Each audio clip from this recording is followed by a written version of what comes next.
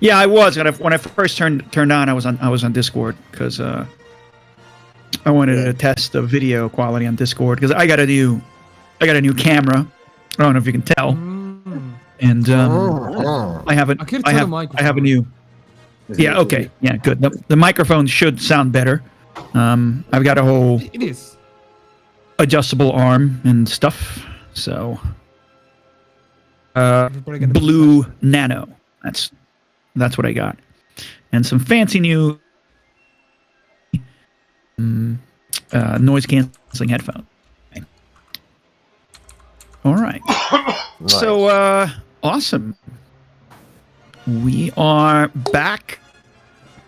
The band is back together. I should say Here we are again. The batch is back together. All right. Geez.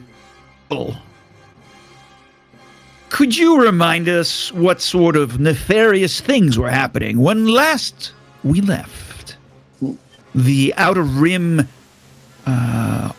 shithole of Thornos?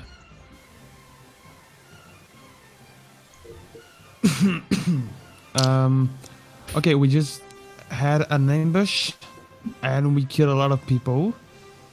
And I don't know if you were arguing about finally meeting the Jawas.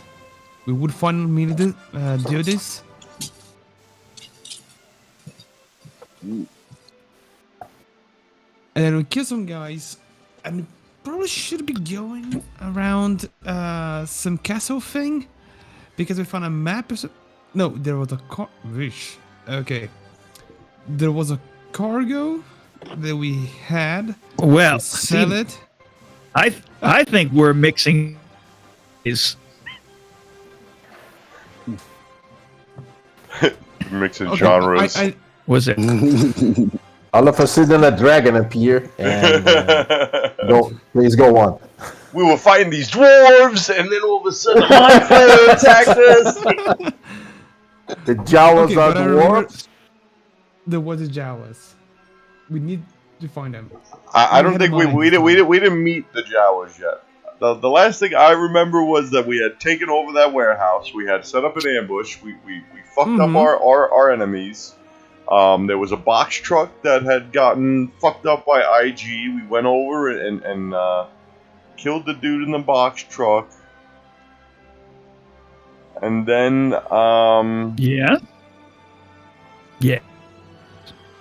We had a long conversation about camouflaging it against the fucking road or putting it in the garage and shit, and we made like some determination about that. We were gonna use it possibly as like a siege device for the next factory or some shit. Didn't we have other factories and information to get of other warehouses?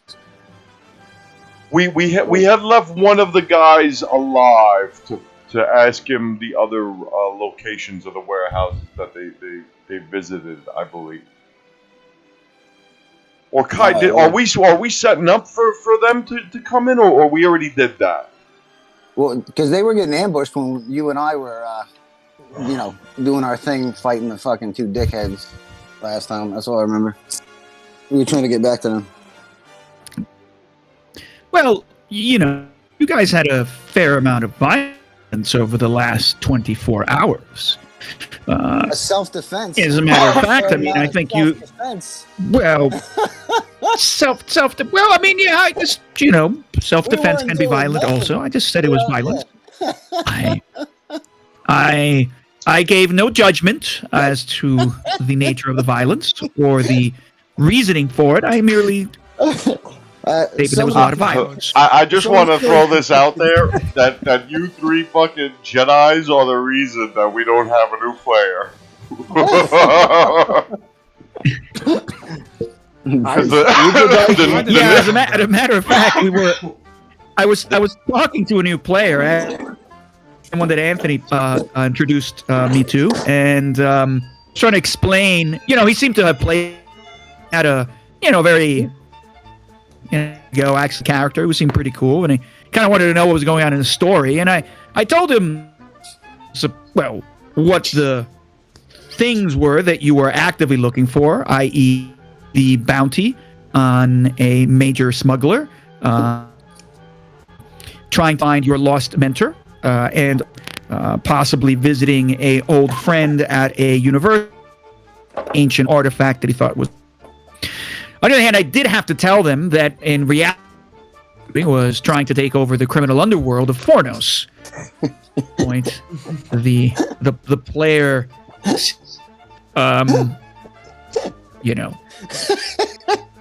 Reacting to? I think he balked a little when I said that. Yeah, well, there's Jedi, nominally Jedi, and then there's two. Hey. And then I said Force users. I never said the word Jedi. I said we had Force users. There are no True. Jedi. Force users. Yeah. Force users. Real Yeah. Jedi You're right. And if a criminal world's You're gonna right. You guys exist, aren't Jedi's.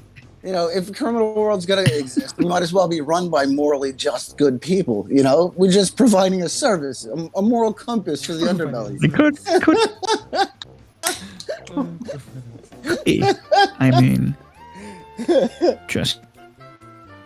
Like Han Solo's a smuggler. What do you think he's doing? He's smuggling shit. But he's a good guy.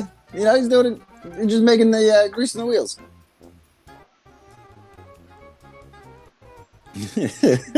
Try to defend Force users just fucking using their powers to murder. Well, I didn't want to paint you guys as saying I mean, you were Jedi because you guys really haven't been doing Jedi type shit. You're Force users. We're just dabbling right now. Yeah. Shit, we're just developing it. In my defense, I was never trying to be a good guy.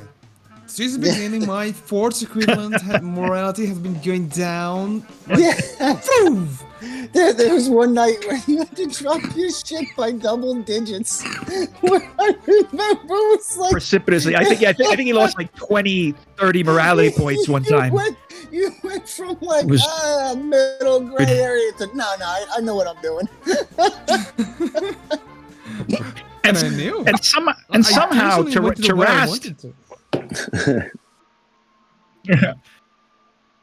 Taras somehow is still justifying himself as self-righteously good guy because his morality is still pretty high. Well, he was talking to the woman alien chick in the bar, right? And he was trying to help out, being a good friend.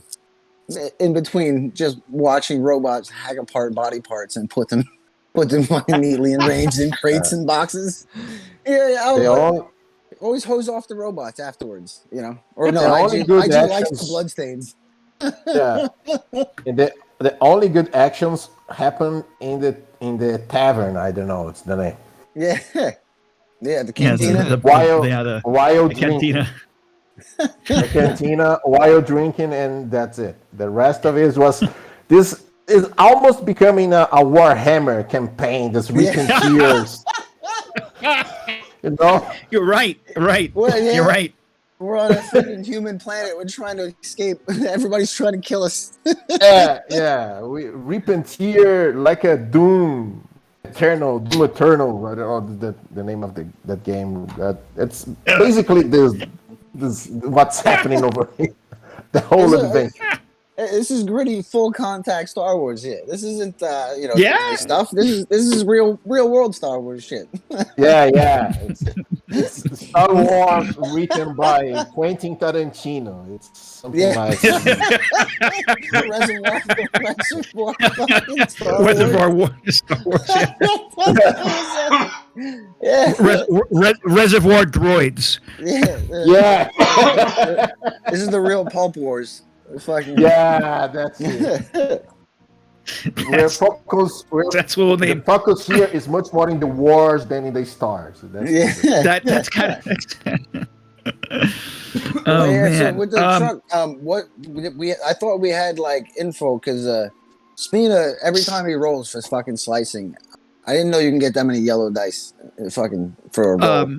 Just like as a standard roll, but like he had like gotten a bunch of information for like all the warehouses and shit, didn't he?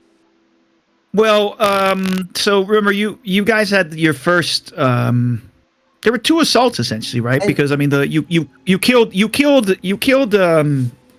first set of people who came, and then there was an alert out, and then a second group tracked the system, you guys down, and you killed all of them also.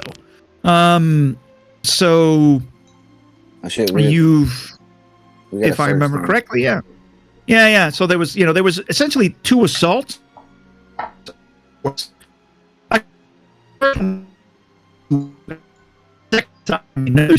Of the The audio's all breaking up for me. Yeah, it is for me too.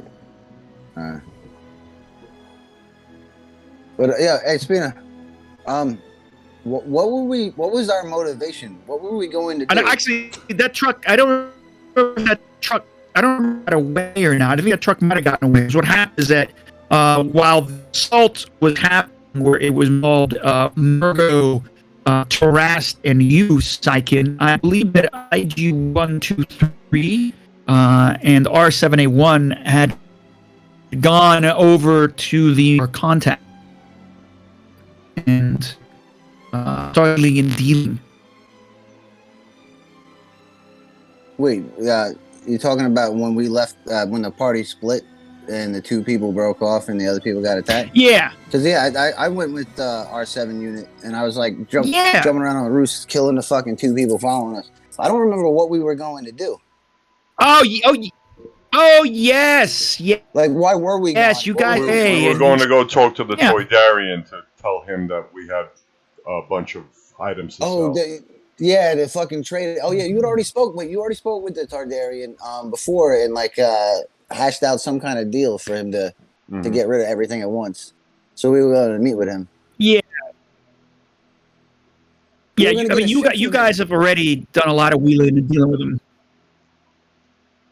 So Kai, we still have to Well, talk with the Toydarian. you guys wanted to steal We wanted to get a ship or some shit from the maybe I don't remember. That's the thing. I don't recall when we left off. So maybe you, Darian, maybe we left off with the major assault because you guys fought off basically 2 stupid thugs that decided to try and mug you. Didn't when end we up at the very other well. place with all the shelving and stuff. Yeah, well, that would be you, Mike, and I guess that's Murgle. I guess IT-123 was there. What happened is that you guys got... That's right. Yeah, so I'll take you there. And the problem was that you guys got pretty screwed up there. I mean, the second assault happened, and I don't know why there's do you guys see what I see? Like everything's just white? Yeah. No. Right. There's something really weird. Wait, everything white. I don't. What's up with that? I'm seeing see a map. Right? supernova. I see is white. Yeah, there was an explosion. On the map? Yeah, this is weird. What is up with this? Yeah. I see dynamic lighting, but everything is white. I'm seeing the map. I see the map. No, right. All of us I can see together. the truck, the explosion, the There it tokens. is. Oh yeah, no, there it is. Yes.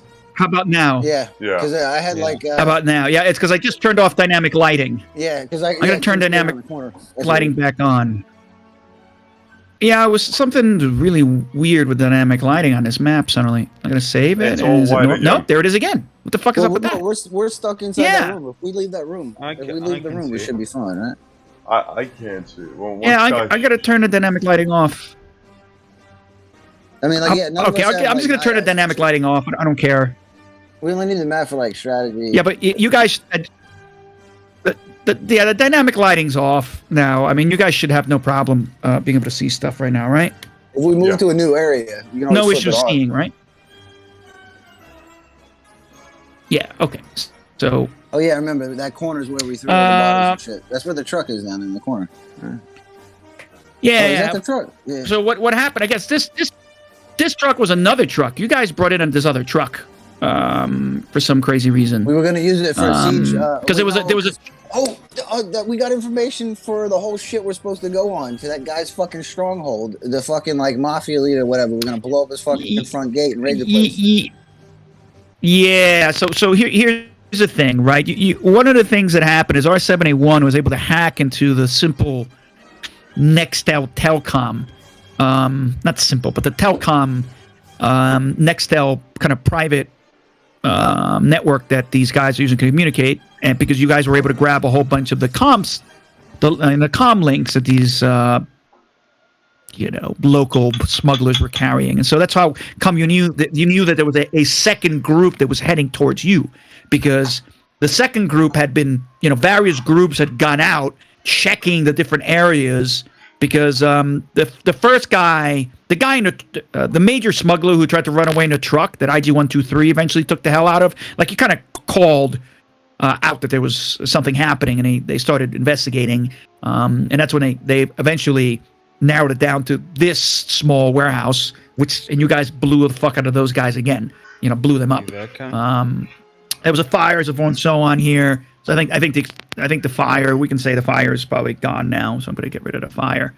You see what happened was that truck exploded. You see that? There's a truck there. Yeah. It crashed. It hit Taras. It ran over Taras, essentially. You guys blew the shit out of everybody there.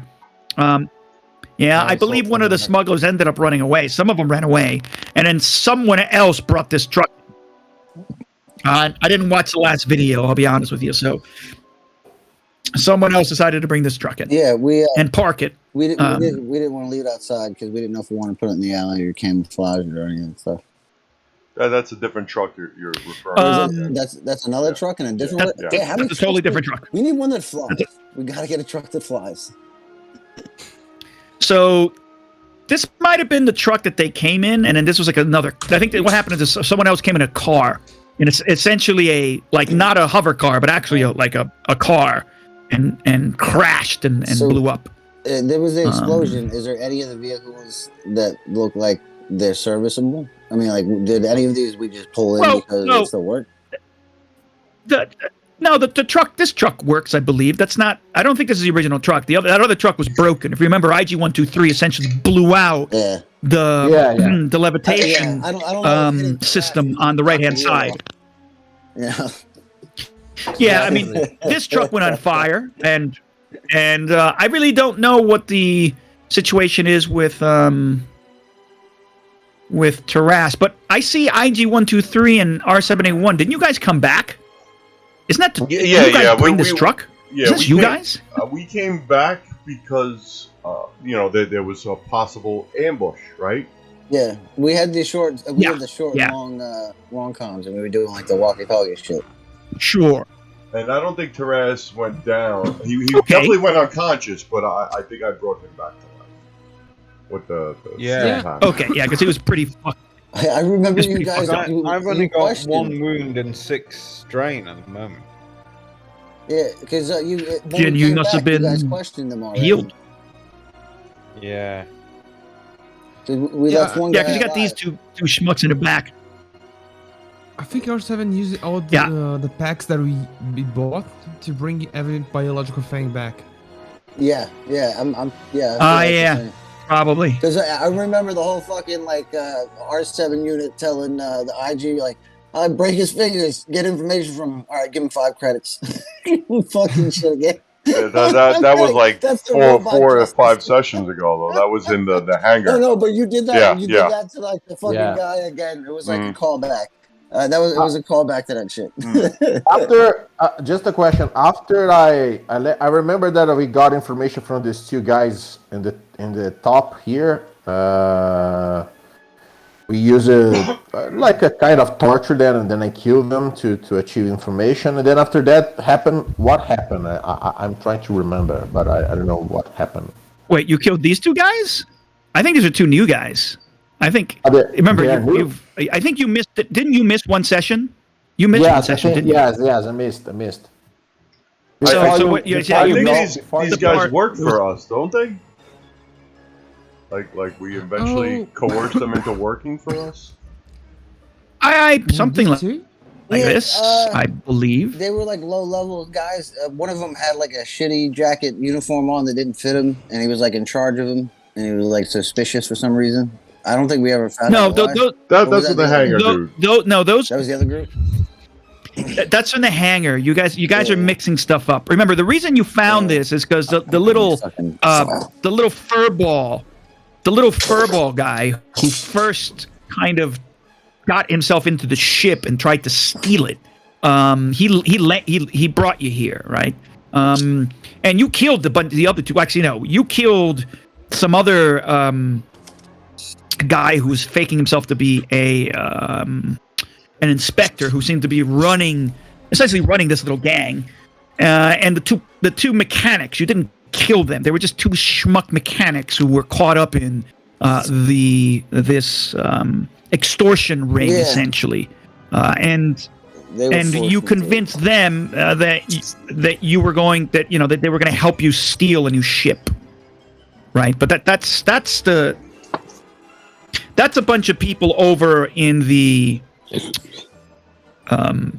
hangar, right? In over by the spaceport. Like, this is a different situation. So don't forget, you guys did decide to take care of this, right? And now you've caused a kerfuffle because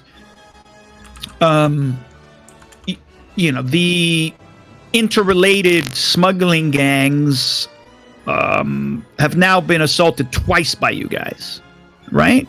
One time it was a total ambush. The second time, someone came in with even heavier firepower, knowing that there was a problem, and you guys were still able to take them out. So that's an issue. You still technically, if you want, right, there is still the bounty on the major head of the smuggling gangs here, the local overlord, the Bandon Duba. You have information as to his location out in the asteroid field. You have the coordinates that you got from the R7 unit that R7A1 hacked and mind-wiped. So you've got that situation. And your ship is still technically, it can't enter hyperspace. You still need to get parts to repair the hyperspace drive. Technically, that was supposed to happen by seeking out those crazy, what do you call it? Jawas. Which the Jawas should be passing by the spaceport tomorrow, I guess, was the sort of the time frame. You guys have been very busy over the last 48 hours. Yeah, the last 2 days have been a fucking long time. Right? It's a lot has happened over the last 2 days. I don't even know if you guys slept much. I don't know if you guys have even slept. You might have to sleep at some point. We meditate for a couple hours. As usual in because time is extremely relative. Yeah, right. So don't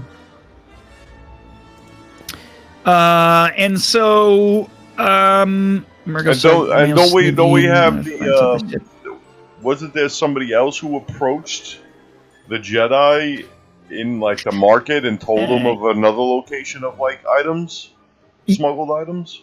Yes, it was a Rhodian, some male Rhodian who gave you some information about a supposed pickup because he seemed to mistake all of you for fellow smugglers, and so he gave you a contact address and the location to get stuff that needs to be smuggled off world. Yeah. There's that. Last you and so those are kind of the those are the local situations. It's clear that you guys have lit the world on fire, so to speak, in terms of the kind of chatter that must be happening on the radios right now, because R7's been monitoring Empire chatter though, consistently. We have been relatively quiet with any uniformed fellows, I'd say, right? Right. Yeah. Well, he on hacking into things, and no one. He's been covered on trail. Yeah. No. But the question is, right?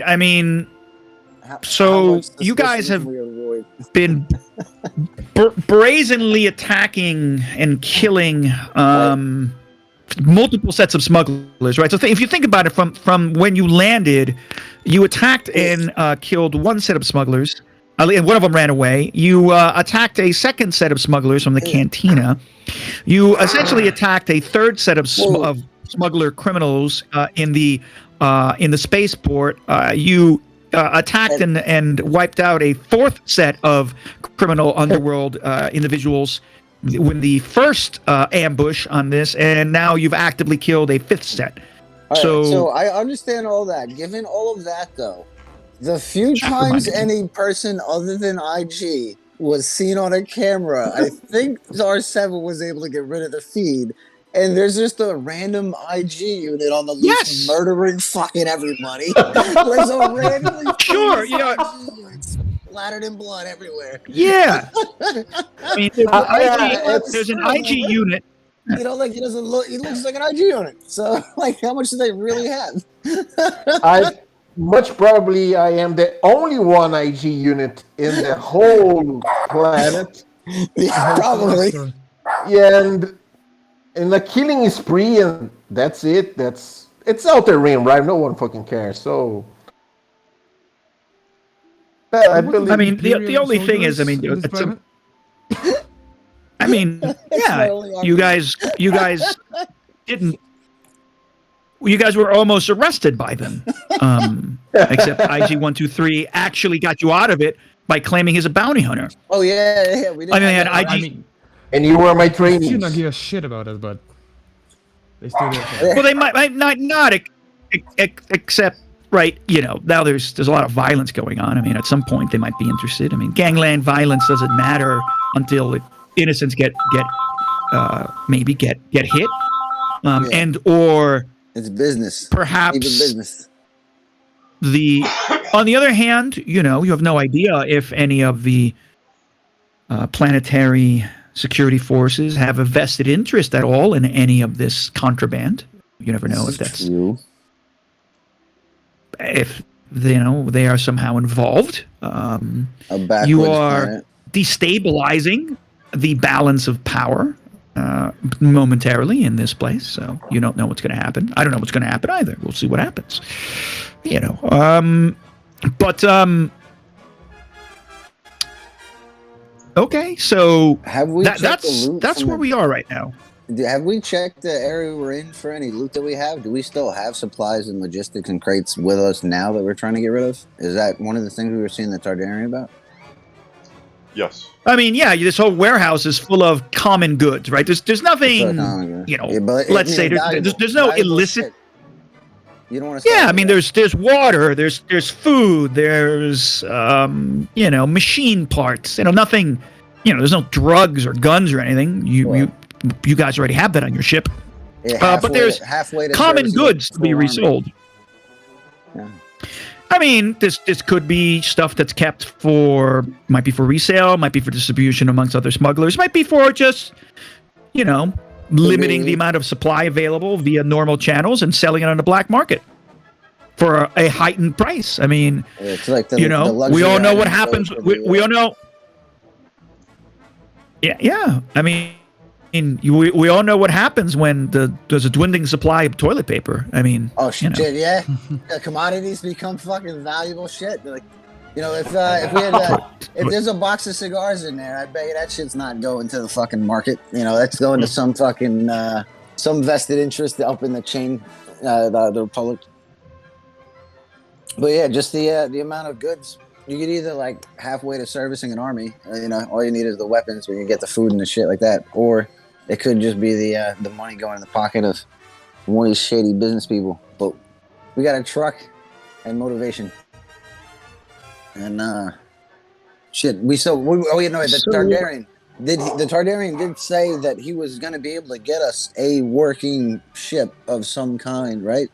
Wasn't that part of the deal that R7 talked to him about last time? No. Yeah, we were already shopping, weren't we? Yeah, like The that might have Toydarian been what we were going to talk to him about if we got there, but we never got there. The Toydarian cannot acquire you a ship. What he acquired you was this truck. Now that I remember. To transport. That's what you guys waited around so for. we could use this to transport the shit. That's Is that what truck? For? that's where the truck Driving? came from. So Okay. this truck, this hover truck, is what you got from the Toydarian. I believe so correctly, we could 'cause, give him the shit. R7A1, you guys didn't steal it. You guys asked him for it. He said, okay, it's kind of tough. That's And then what he pulled around and he got it for you. Mm-hmm. Right? Again, now, you know, the Toydarian's sticking his little scrawny neck out a lot. He's definitely made his decision who he thinks he can make more money from. Well, we also want to keep this guy in our pocket because he's a resource. We should make the truck not look like it did when it showed up before we leave, just so there's nothing to trace it back to that guy, you know? Interesting. Because we want to make sure that people helping us stay alive and working. So, just to let you know, you guys, this last assault, you guys didn't kill everyone. Like, some of the smugglers ran away, or whoever was involved who showed up in a truck ran the fuck away. So there's somebody out there who knows we're here. Well, I mean, we gotta make decisions and move. They're eventually going to know you're here one way or another because someone sent a group out, all on radio comms, searching around the warehouse areas, and one of the groups hasn't called back. Let's just be honest. I mean, you guys are all smart. So one of you guys is going to realize that, they had comms. This group isn't going to call back anytime soon. Or whoever ran away already called in the location of where something's happening.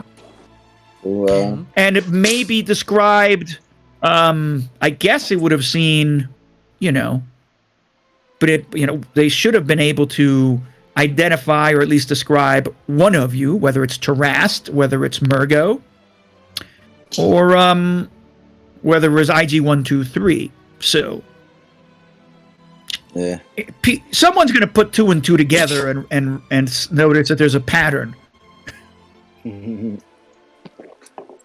So, we what you guys gonna search them for comms and shit? Do we have the radio codes and shit for the people that just attacked us? So we can monitor shit? R7A1 already essentially, with their super duper slicing, was able to get into their channels. You guys have control. You guys are in their comm system, i.e., you're able to listen. Yeah. Cool. So we know if at least if they're using the same comms, if they're gonna be right outside the door. We should probably exfil from this location though. All right, did we have a second place we were gonna go, or we were gonna just go straight to that fucking Bendin Doba's front door? We gotta sell out of the warehouse. So people with arms start carrying shit to the truck. Or people with force powers test out their fucking, levitational skills. I mean, I can jump really high with my force. I can't really lift shit, so I'm gonna carry shit. Yeah, no. I'm gonna help. Bending. Bending over. Bending Doba. You're gonna have to need a. You could try and get there, but your hyperdrive's broken. Don't forget. Oh yeah, we can't get off. We still got to get that thing fixed. Matter of fact, So the sale of this stuff in the factory should net us enough to be able, I think, to get something like that, right? I'm just assuming. You guys actually have a fair amount of money already. Yeah, I remember you collected a bunch of. Last time. Like, we didn't even know we were sitting on a nest egg. Yeah, I think you guys have cash. And don't forget, you guys have. You don't have an easy way of selling it yet, but you have. A small fortune in drugs and gun parts. Yeah, the glitter powder or something like that. Yep. Glitter stim. Glitter stim. Yeah. Didn't we get rid of all that to the toy dairy? Well, did we sell that? Oh, did you? We sold that because that was like the first. Oh, is that what happened? Okay. Oh, you already sold it. Okay, maybe. That's how we. Maybe you already sold it. I don't remember. Sorry. That's how we have that. That's how you got all the big cash. Yeah. Okay. Yeah. And like R7 fitted everybody that. out with shit when he went to the store. So let's load up the truck and go see the toy dairy. Yeah, I remember making sure the truck was serviceable and painting the sides of it. And, I don't know how easy it is to fake a VIN number on a truck in a foreign planet, but I'd definitely take a look at that. That would take time to paint the truck. It will take time to. Suppose put it like this. Cosmetic- would there be a cosmetic VIN job. number? There's probably a digital chip that I'll say Transponder. R7A1 capacity for for slicing. I wouldn't even have him roll it. He's just going to be able to put a new random VIN and change whatever information there is about identification of this vehicle. And the question is if you're paying it or not. It is what it is. I mean, you got a big warehouse full of stuff. So you guys better make some decisions about what's here. Like again, it's common goods, it's water, it's food, it's machine parts, it's this, that, and the other thing. So consider what you want to do with this. Right? It's going to take you a while to load this up. Okay, so Kai, I guess it depends how much you want to load it. I mean, would everything be able to be fit into this one truck, or is this multiple trips? I don't know. I don't think you could fit everything in this one truck. How many trips do you This think? warehouse is not enormous, but warehouse. I guess maybe this put looks. everything in one. I mean, truck at actually, warehouse. I said this is a small warehouse. I guess this is a smallish warehouse. I don't know. It is what it is. I don't know. Maybe 3 trucks worth, really, in terms of stuff they got in here. How about 2? How about this?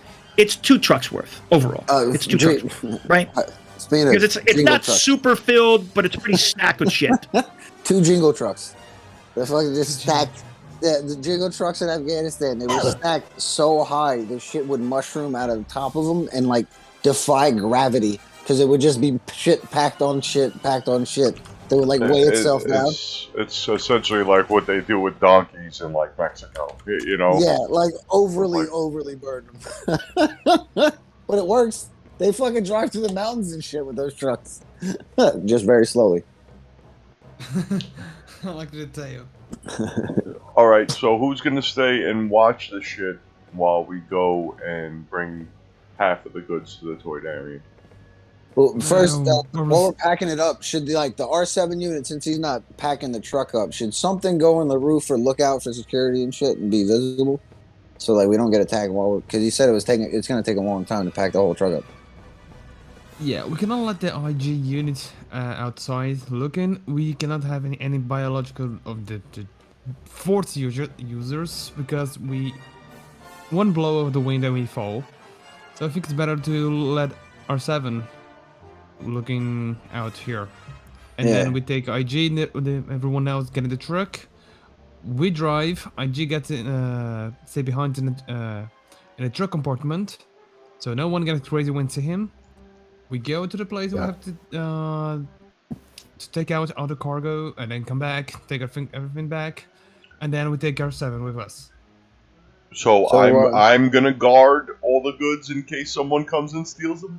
No, you're not gonna guard them for while we're gonna be loading shit up. Since you're not gonna be packing the truck up, you're gonna be the eyes on the roof. But yeah, when you're gonna be moving with fucking the IG unit, we gotta have somebody strong. I think you're saying IG stays here and like guards the shit while nobody up, because nobody's gonna fuck with him, right? Is that what you're saying, Margo? Yeah. Mm-hmm.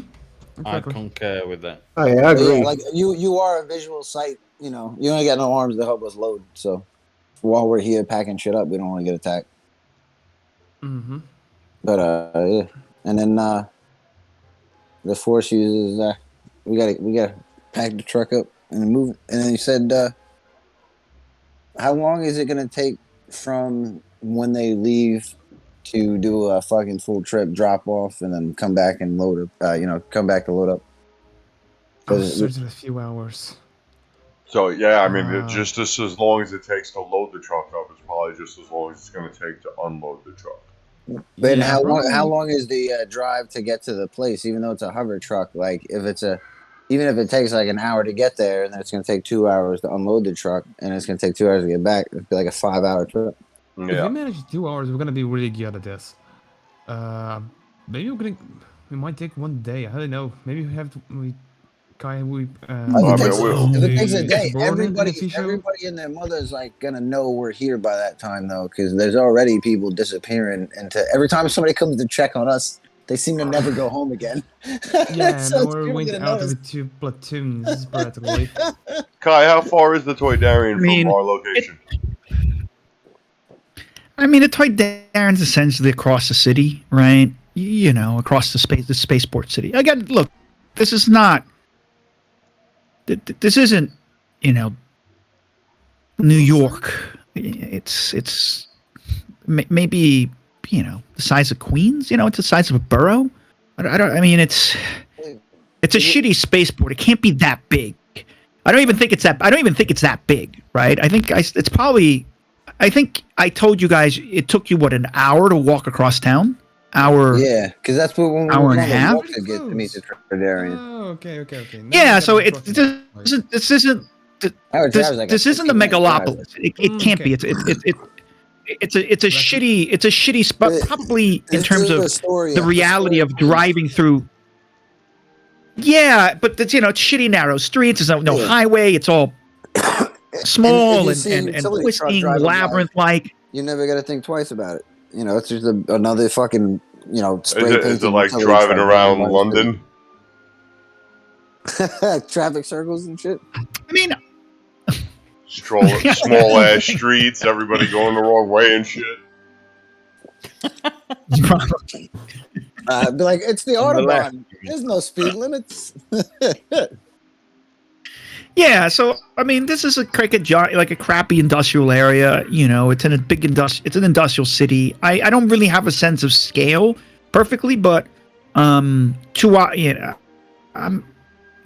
and a half to walk across, 2 hours to walk across. I mean, it's still you're talking, for 5 kilometers, 7, 8 kilometers, 5 miles wide, right? I mean, that's not small, but neither is it enormous. So half hour to drive to where we have to go and half an hour back. But how much time do you need to put the cargo in the truck? It's the time. big box truck, right? Loading time. With you've got forklifts, but it's like moving, right? It's not so easy to just load a truck up. I mean, I've done a lot of loading trucks in my life, unfortunately. So it will be facilitated by the forklift and moving stuff, and you already took a lot of shit off the shelves anyway because you took the shelves off. Everything's actually in the back of the warehouse. Yeah. If you remember, you stacked everything back here. So like 2 hours? Yeah, because you had to have the things?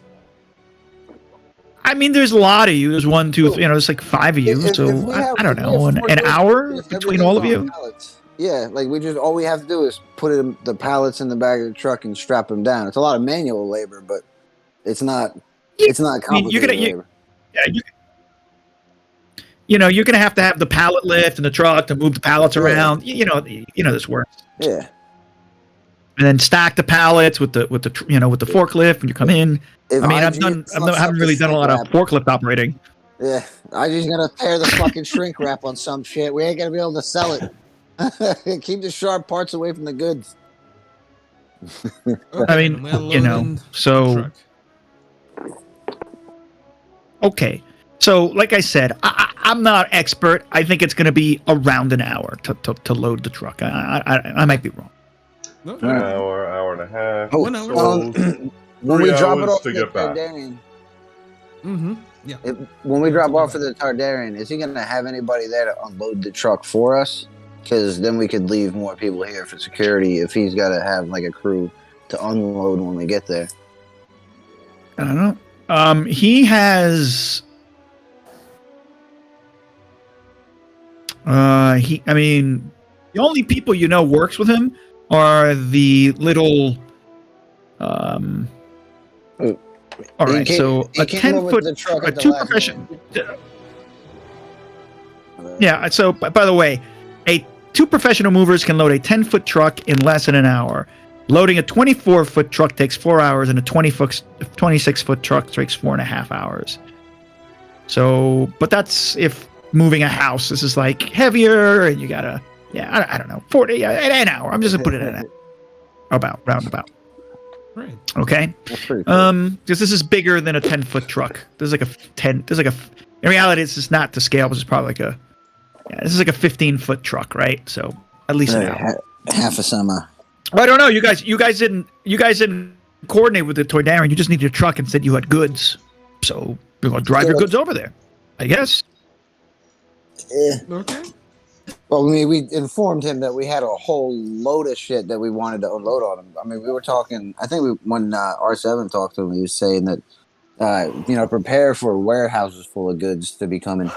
So hopefully the Targaryens, like that movie Blow, and he's got somebody in the States to move all the shit. Who are still flesh bags are tired and sweating from the rapid You don't hallucinate till the third loading day, up and of I this knew truck. that. Yeah.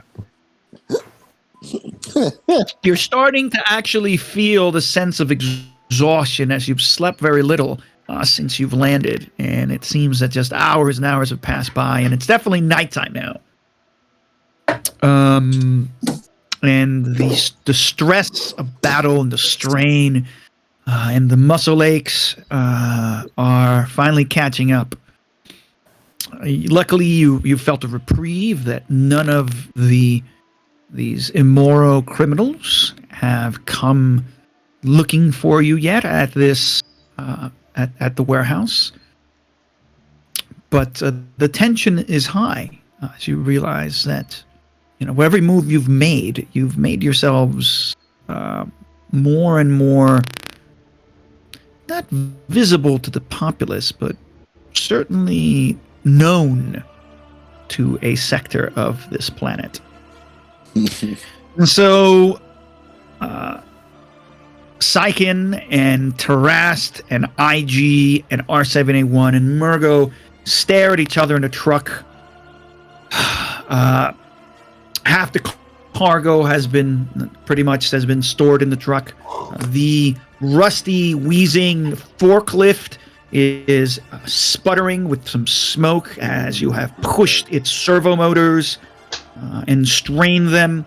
The stench of the burnt out car and the bodies that are lying around the warehouse is starting to fill the air. Of course, IG-123 and R7A1 don't notice this, although IG-123 probably has sensors that indicate that the off-gassing of flesh beginning to rot is within the vicinity. But of course, he doesn't have the biological sense of smell, but Tarast and Sykin and Murgo certainly do. Tarast, Sykin, and Murgo, you may be taking a reprieve to momentarily center yourself with the Force. You will find it muddy and shadowy as you try and connect to it. You will feel both a icy coldness,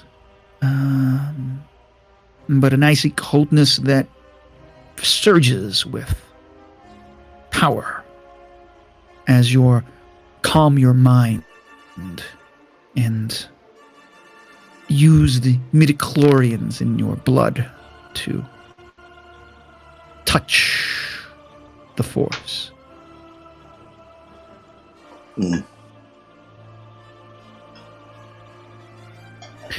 Murgo, what are we going to do here? It's a warm fuzzy. You mean with the Force or with the truck? With whatever, Murgo. Now the truck is filled and you're all looking at each other, there is a hour of calm. You don't know what's going to happen. You've been busy. R7A1, of course, has not been helping with the truck. He has been busy in the back room, monitoring things, and keeping an eye on the two. Actually, I don't know if you let the two schmucks, if you guys let them leave or not. Although you pretty much have them working for you. Oh, they were helping us. Okay, we got a truckload. We got a IJ. We then go to the. Give me this piece again. Rubbish. The guy that we have delivered. Toydarian. Thank you. Okay. And we go to the So Toydarian. is everyone? Nice Okay. driving, not GTA driving, just like respecting civilizations, pedestrians. Not GTA driving. Kai, Is everyone? is this coldness like a bad feeling kind of coldness? Well, Tarast, you have a higher morality, and you're actually still on the light side. So, yes, a twinge of it. Yes, there's this coldness that you feel as you've reached out to the Force. You Maybe a sense feel- of the dark side? uncomfortable. Oh, yes. You look to Mergen and Yes, see a lot of this is- shadows coming out of him.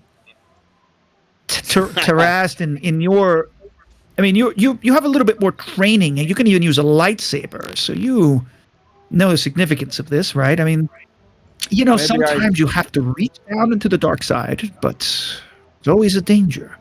It's like a current, like a riptide. Once you start riding it, you feel its pull, its power. It's so easy to take hold of it and ride that wave.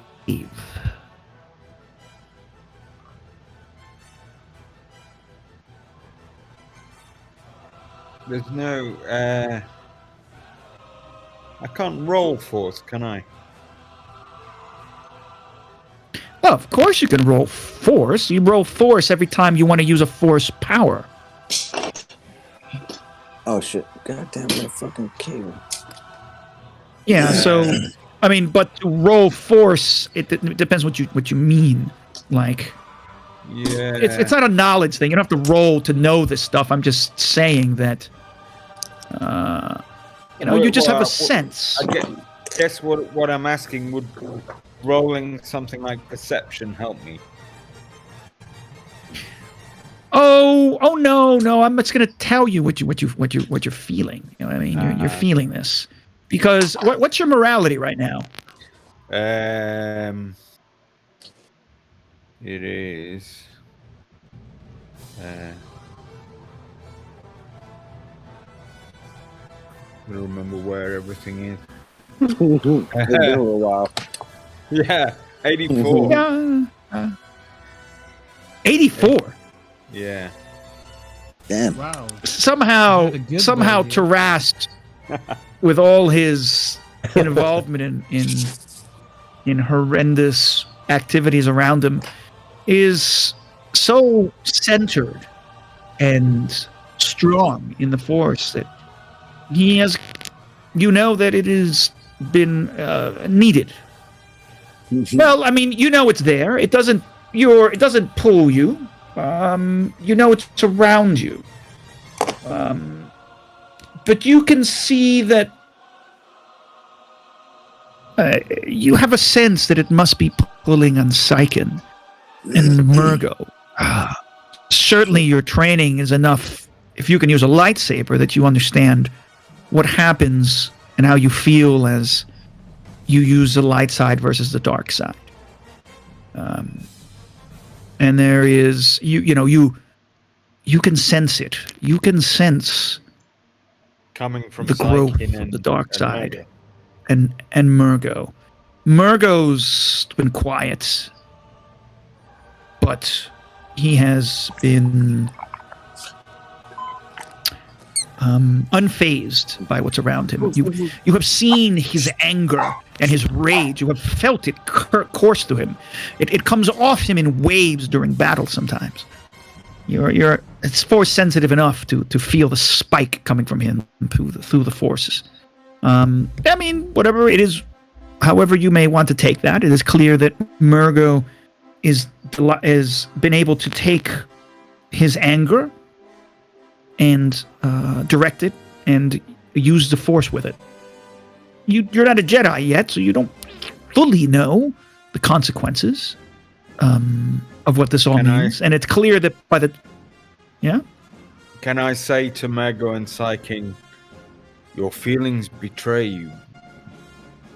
Be careful of the dark side. What the fuck's this? A dare talk? Really? And Now, and then kind of flick my robe, you know. Like, I think we the have Hutt a up. Grand Jedi already. He's for the Grand Council.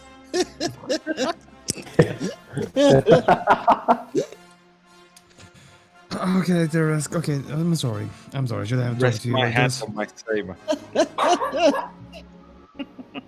Sorry, long day. We're all stressed out. Sorry for being rude. Just not in the mood. But can I just to clarify? It's not a general feeling about anything else around us. It's specifically Mergo and Psyche. Oh yes, I mean I'm not saying like there's a disturbance in the Force and Yeah. like Darth Vader has landed on a planet or anything. No, the disturbance in the Force is localized. Disturbance is a disturbance Yeah. of Mergo, and the kind of cold chill that he's giving off. I'm on Mergo's shoulder, staring at him, just seeing the vapor waves coming off his shoulders of like just anger and fucking hate. Being like, he must be upset. Like, somebody kill your bunny, dude. Like, you gonna go on a rampage?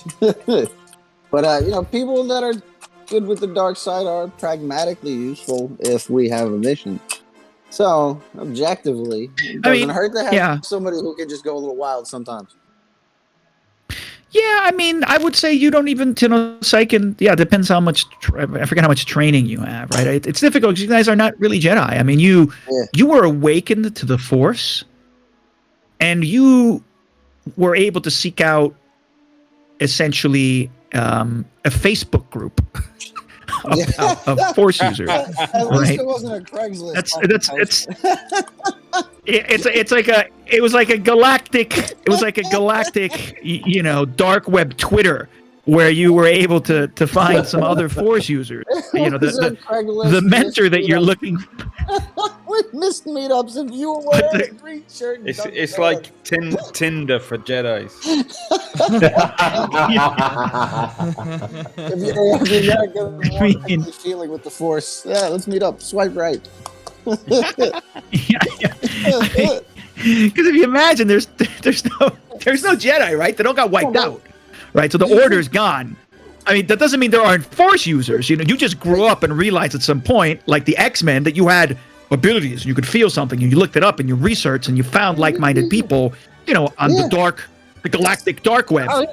And that's your mentor, the one who's been, right? Your mentor, is Hefton Roman a who female? pretty much.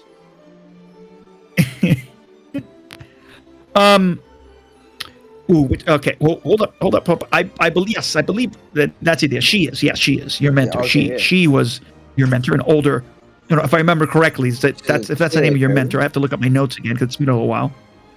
But she's the one who's always been like contacting you and helping you through. But most of the stuff you learned yourself is Taras. For Trevor, forget whatever Taras' backstory. He was able to advance more and actually build his own lightsaber. He's so strong in the Force. And you guys all knew each other. By one of the guys that we're looking for. Yes.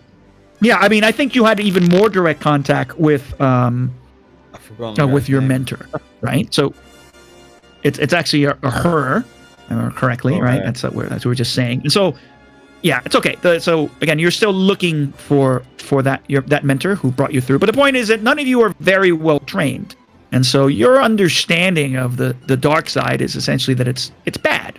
You've been told of dark side users. You probably know something, you probably know something about the Sith. It's been said in whispered tales of a great evil that plagues the galaxy. There was a whole at the heart campaign on the dark side. Drugs are bad, kids. But would you know a Sith Lord if you saw them? Of course not. You have no idea. I mean, do you fully know what the dark side, what it is when the dark side feels like? I mean, you were probably told, I'm sorry, I say a lot. You were probably told that fear leads to anger, anger leads to hate, hate leads to the dark side, whatever that means. Maybe. But What's wrong with the dark side? I felt a disturbance in the force earlier, but it might have been that fish soup I had in the cantina. That fish soup was. Having consequences of that, we're never into this place again. Never. We'll be stuck in a small truck for a while. Oh no! Oh no! No! No! No! No! No! Anyway, You better keep this thing up. Keep in. We're gonna take this goddamn lightsaber close for you.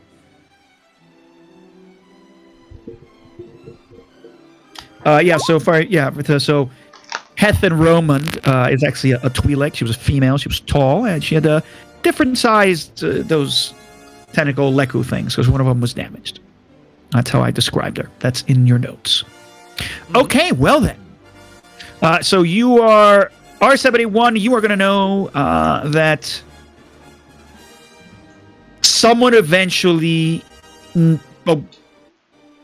I'd say a half hour into you, minimum a half hour into you loading the truck, somebody pops in on the comm channels, and it must be one of the smugglers that was able to get away from this last battle, because he describes that he was definitely ambushed. Oh, actually, that he found a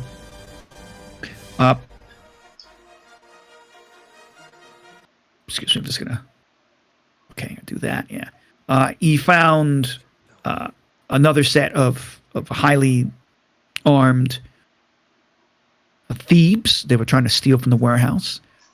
That must be who was called in the first time. He is one of the only survivors. They're still at the warehouse, and they need more people. They've killed everyone. And he says this obviously in an excited manner, and there's some chatter across the radio channel, at least along these comms. And you know, one of the things the smuggler says is like they were ready for us. They knew we were coming. And there's a lot of back and forth there. And at some point, somebody says,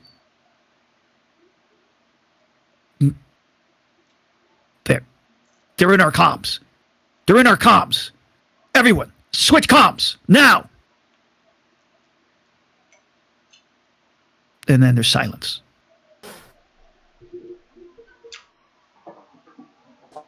We have a ticking clock now. We gotta get the plug out of here.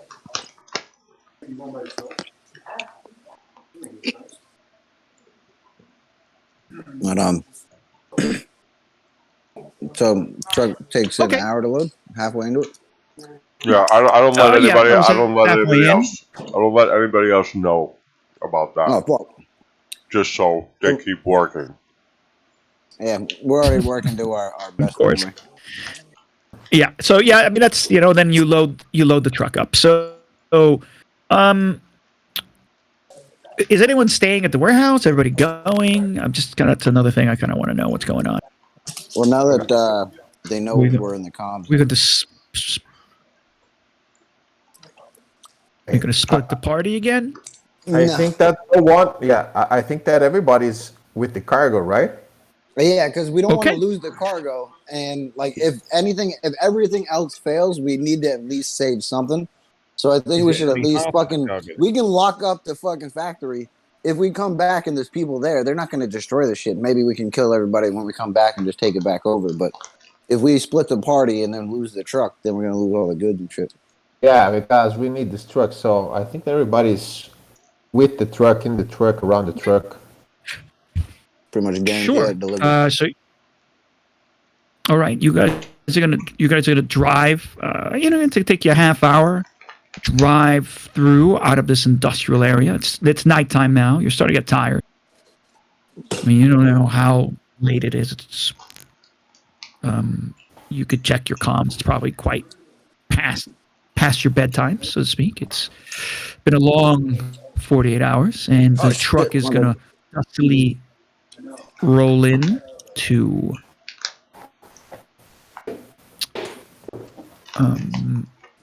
the tent area that sits outside the spaceport, the fringes of the spaceport, this sort of open air flea market. Everything's closed for the most part at this point. You might have some lights on with some late night merchants receiving some goods, so forth and so on, getting ready for the next morning. And you eventually are going to get to the tent of the Toydarian that you have been working. And whose name is Tib Vom. And so the lights are off. It looks like nothing's going on. The steel shutters have been brought down around the tent of this Tib Von kiosk as the truck pulls up.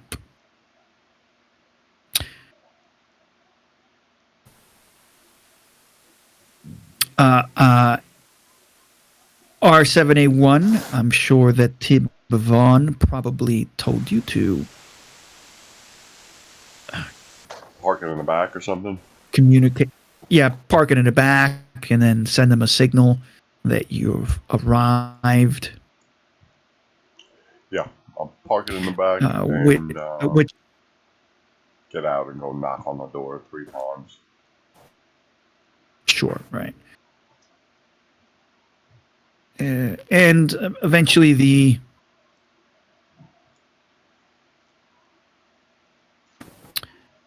there's a little servo-powered small camera that seems to be attached to the pole right above that door. You hear it, or rather you sense the sonic pressure from above you, and you notice it. At which point, the roller door sort of opens, and you see that a heavily, I would say, heavy-browed, lantern-jaw human, opens up the door.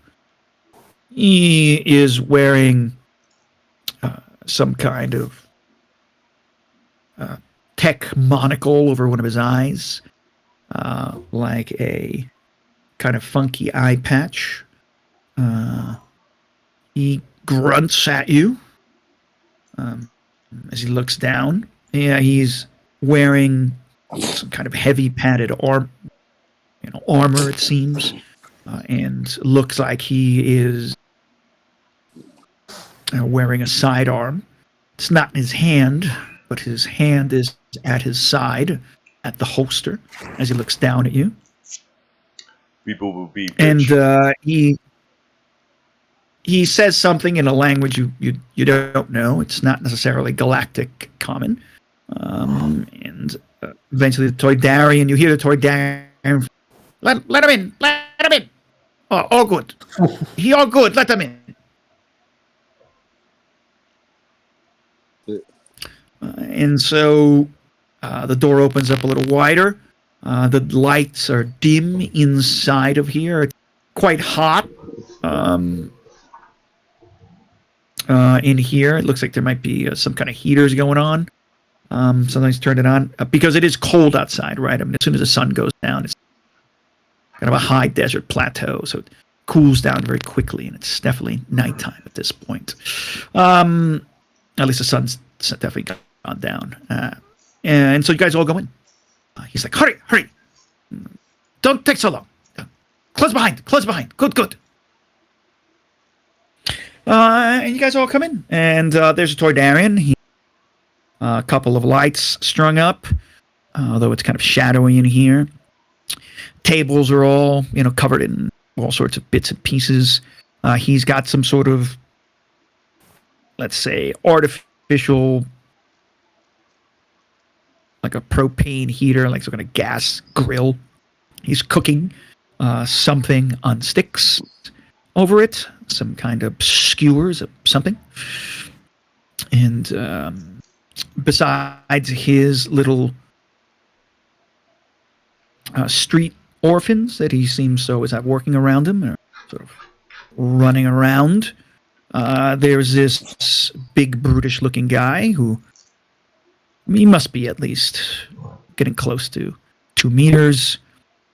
And then there's 2 other humans. All of the same sort of rough looking types. Come, sit. You hungry? Yeah, you come. Come eat here. We are friends here. We are friends. Come eat. Do we And need to the roll performance to try 3 to seem humans. not that much desperate for food? No, Okay. you don't have to. He's like, do what you want. Fine. So you bring goods, huh? Many goods. And he points his fingers at these 3. He's like, this here, they buy us. Already ready to buy. Already tell them we have a good deal. We don't have The time for pleasantries. Big guy grunts. We still have more work to do tonight. Oh. Okay. He looks at these 3 guys, and he says something to them in a language none of you understand. And the 3 guys, look at you. And Toy Darren says, "So what you bring I don't remember if you gave him a full inventory before or not." I'll give him he's- an inventory of what currently is available. I don't want to sell things we currently don't have possession of, so. Okay. But that's why I want to, hurry this little transaction up so I can go and collect the rest of it. Sure. And there's like a back and forth chatter, like when you sort of show him what the manifest is, what's in here, and you hear him, yiping, and these guys talking back and forth. They're eyeing you, they're eyeing him. They get a little angry. Then he's like, ha, and they calm down. I mean, this is like a 5-10 minute, a 5 minute, right, 5 to 7 of a back and forth. Yeah. And then Can we try to listen what they are talking about? Or they they're too are far? speaking. No. they're You guys are speaking inside this big tent. Yeah, the Oh, yeah. problem is they're just speaking. They're not speaking galactic common, right? I mean, we can imagine there's thousands of planets and thousands. No galactic common because they're retards or never learned it, and maybe they don't speak it. There's this big gruff one. There is a woman. Now that you kind of realize her hair was cut really short, and it seemed like kind of mohawk like ponytail. But now, as you kind of heard her speak, you realize that she's definitely a female human. I mean, I wouldn't call her short. She's probably about 5'10" or something. Again, looks rough looking. Tattoos coming up her neck, all over her face. Do I recognize any of the tattoos? and- Any type of gang tattoo? Yeah. I mean, they look like gang tattoos, for certain. It's not the Dobin one. It's not the one that seems to be common on this planet. Let's put it this way, right? Mhm. So it's not one of those gang tattoos, but the style suggests that it is a gang tattoo. You could probably roll me Underworld Okay. difficulty 1.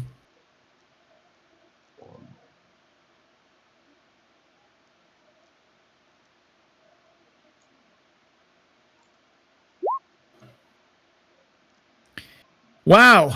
Okay. Yeah. So, okay. Uh,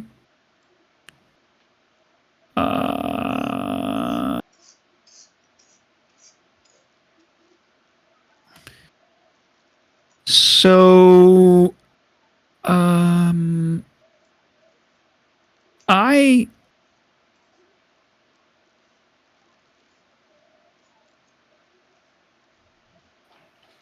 would say that you know that this is a gang that would be working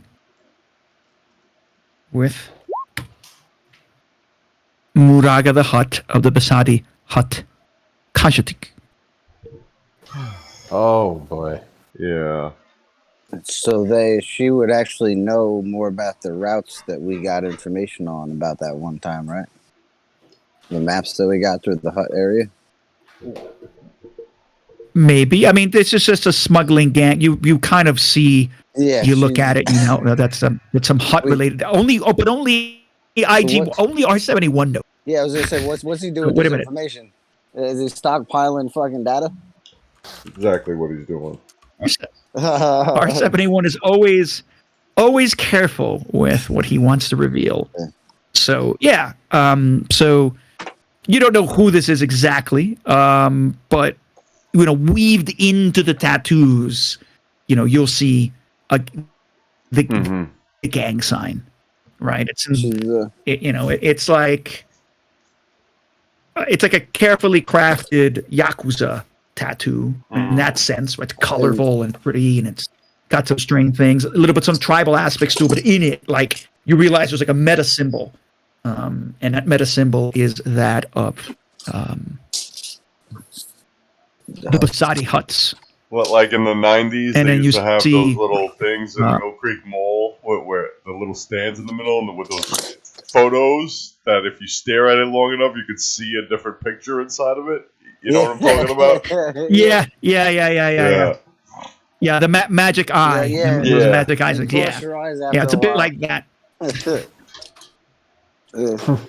But so she's a human. Are the people that are speaking non-common behind the person who's asking us to like have fucking food and shit? Are they? They're not human. That's why they're not speaking common.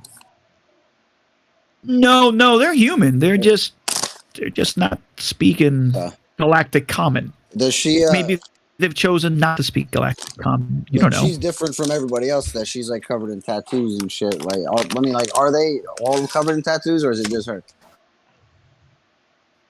Oh no, the rest of them look like they're grimy, tough, unpleasant guys.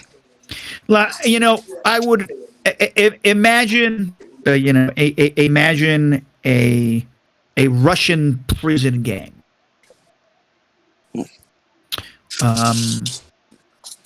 It's the kind of vibe you get off these three. The Bliat Wars. They don't take. And she shakes her head, right, and she says, "Okay." She speaks to the other two in whatever language this is, and she turns to the rest of you. Good price. I like. Good work. You steal from Bandon Duba. Fun. He had big head. Maybe a bit smaller now.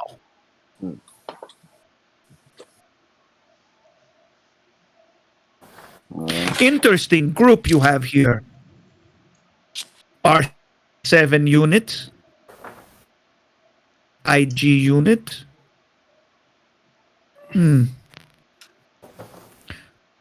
Good business. Your friend here. The Toydarian. He's made good friends. I'd say he's been good to us. He's been a good friend as well. I'd like to keep his friends happy. That's why we want to make sure this truck doesn't get seen by anybody, because we got to get it back to him. And means we got to get out of here quick so we don't cause trouble for our friends. Yes. Well, this truck we need to take. Let's go. So goods need to be moved. We need another You truck know. right now because this is only Yeah. half of the cargo. Yeah, if you think there's a lot, we got twice as much. We need a whole nother truck. Does she speak binary, Kai? She looks at.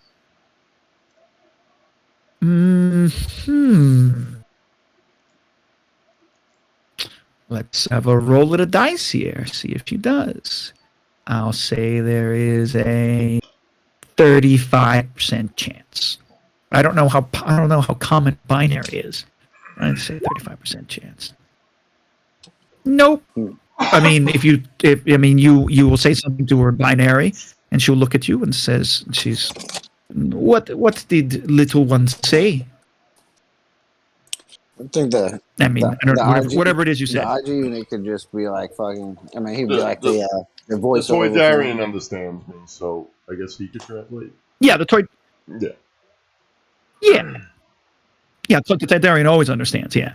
So she speaks to the Toydarian when you beep beep.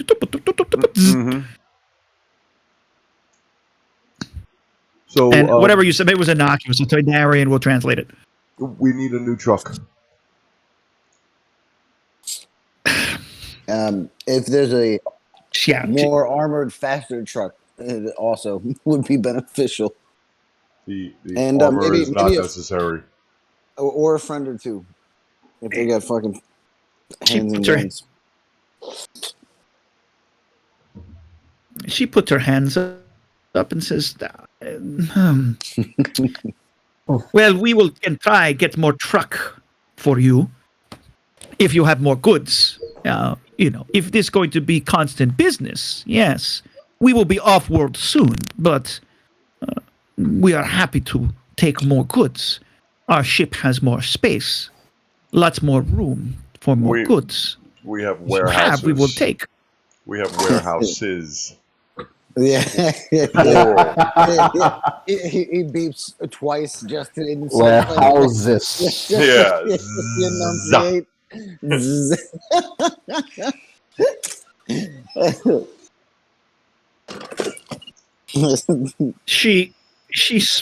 She smirks and laughs. She's like, well,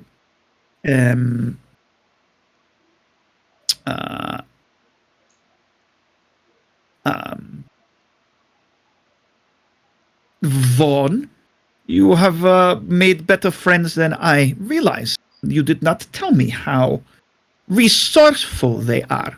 Huh. Well, maybe we have much more business to do. Or maybe we should speak more. Maybe we stay longer on planet if you have more. Maybe we come back and get more. But We will be. what of We will be Brandon Dover. Like Negan. We are Dover. I would also. so I'd ask her one thing about Abandoned Doba, and I'd ask her if she thought Abandoned Doba was a bad guy, and I'd ask her for like one anecdote, for reasons, and then fucking like, do these people? They sound like they've got a large enough ship for a warehouse. They may have connections to get us a ship of our own or a hyperdrive at least. maybe. First, I mean, I'd say there's that's the IG unit to say to the R7 unit. I wouldn't say that like out in the open. okay, all right. So that's something you say to the ID unit eventually in Yeah, as I'm binary. fucking from behind him and shit. So Tib Vaughn nervously, he looks at you, right? R7, when you say that. you really want me to say that to her? Yeah. Okay, we'll say to her. Maybe not so good. I will. And he's and he turns and he says what you said, and she laughs. She's like, you know, droid, that Dobbin think he big man, but Dobbin work for someone else. They might not be so happy if you Dobbin is no longer their puppy here on this planet. Maybe you want to do business with them. We also know some people. Yes, big men. Big players. Maybe you want to do business with them. Who's Doba work for? Don't know. Who? Well, Doba think he run this planet. We know that. Oh, Doba work for one of Hutt's. Oh, come on. Does he work well for the Hutts? Because maybe somebody will work better for them. Because this guy doesn't seem like he's too on the ball. He's not making people look good in this area, at least from our perspective. I'd chime in. Well, you all of you have caused big trouble, I think, for him. I don't know. Maybe me and my friends, we listen more to what is happening. But if you keep on bringing goods, we are happy. We don't work for the Hutt that Dubin Ba works for. So whatever happened here is not a problem. As a matter of fact, if Dubin Ba falls down, my boss would laugh a lot. Just to say, if you do such thing, we need to speak more. Maybe you and my boss and us can have a good conversation. Maybe. And, Okay. So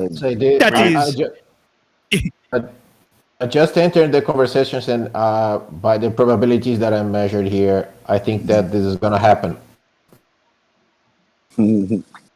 Well, We did, and then I say the number of casualties today. I just say today we measured, and then I space 35 casualties from people that worked for Banding Duba. He just puts us and them, and like fucking 35 tick marks under them and 0 under us.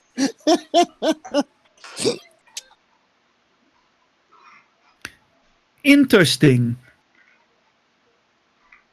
You are I would ask. IG unit. You have made interesting friends, partners, whatever these three are. IG unit R7. Such an interesting pair. Well, my comrades will find a truck for you. It will just take some minutes. I would try tapping in binary. That's one of the things that I got from my character sheet to the IG unit and ask. Just to reiterate, did they say they're not working for the Hutts? And I assume this person's boss isn't working for the Hutts either. And like, I understood that they work for other people different from the Hutts. I wonder if they work in the Hutt sector in our competition, and therefore, not liked by the Hutts in the sector we're going to. So I wonder if we're making friends with enemies. It's just as a pragmatic concern, I would feel, some kind of fucking tingle in the force about. But other than that, like I wouldn't interrupt R7's diplomatic conversation. I just think measuring the risk here, I think that we can reach very quickly this truck if we keep doing what we're doing. That is Robin from the Hutts, I think. So I'm gonna ask her for her location on the spaceport, so we don't have to include the Toydarian's location, so that the goods can go right from the warehouse to her vehicle. Yeah, so we can we don't have to endanger our closest friend.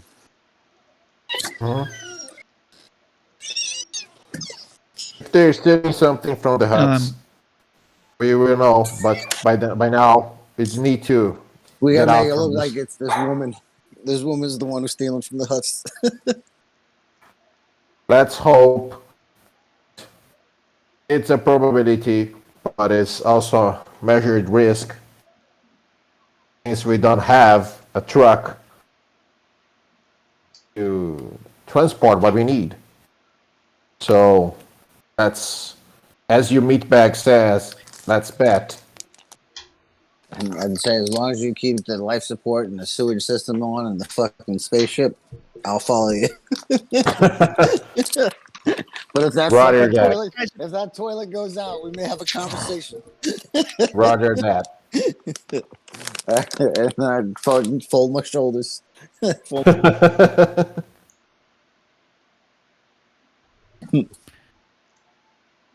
While you guys have been talking, Murgo, you notice that the second male human quietly slipped out through the shadows and out the door.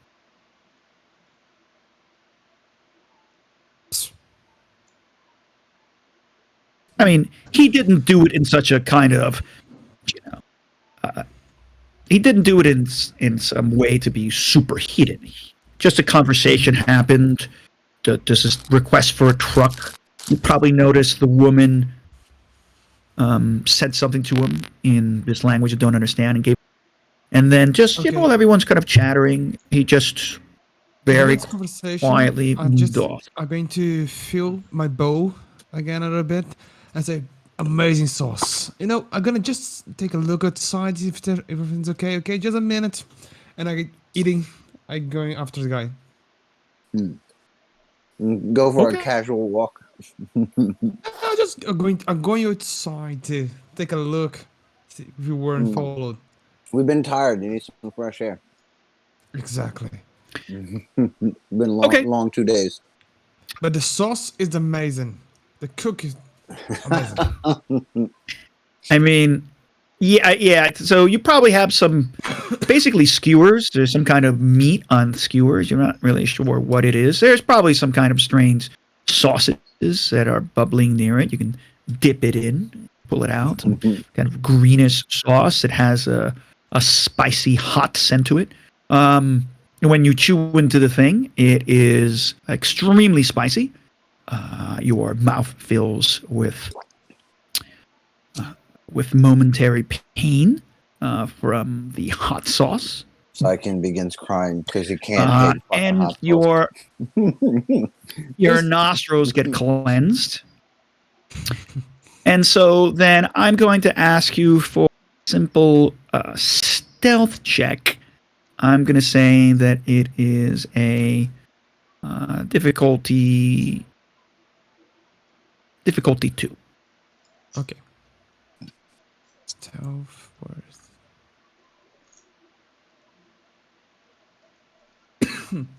I'm having. I wasn't able to get back to my office today to get my laptop. So, shit. Are you able to roll for my character sheet by chance?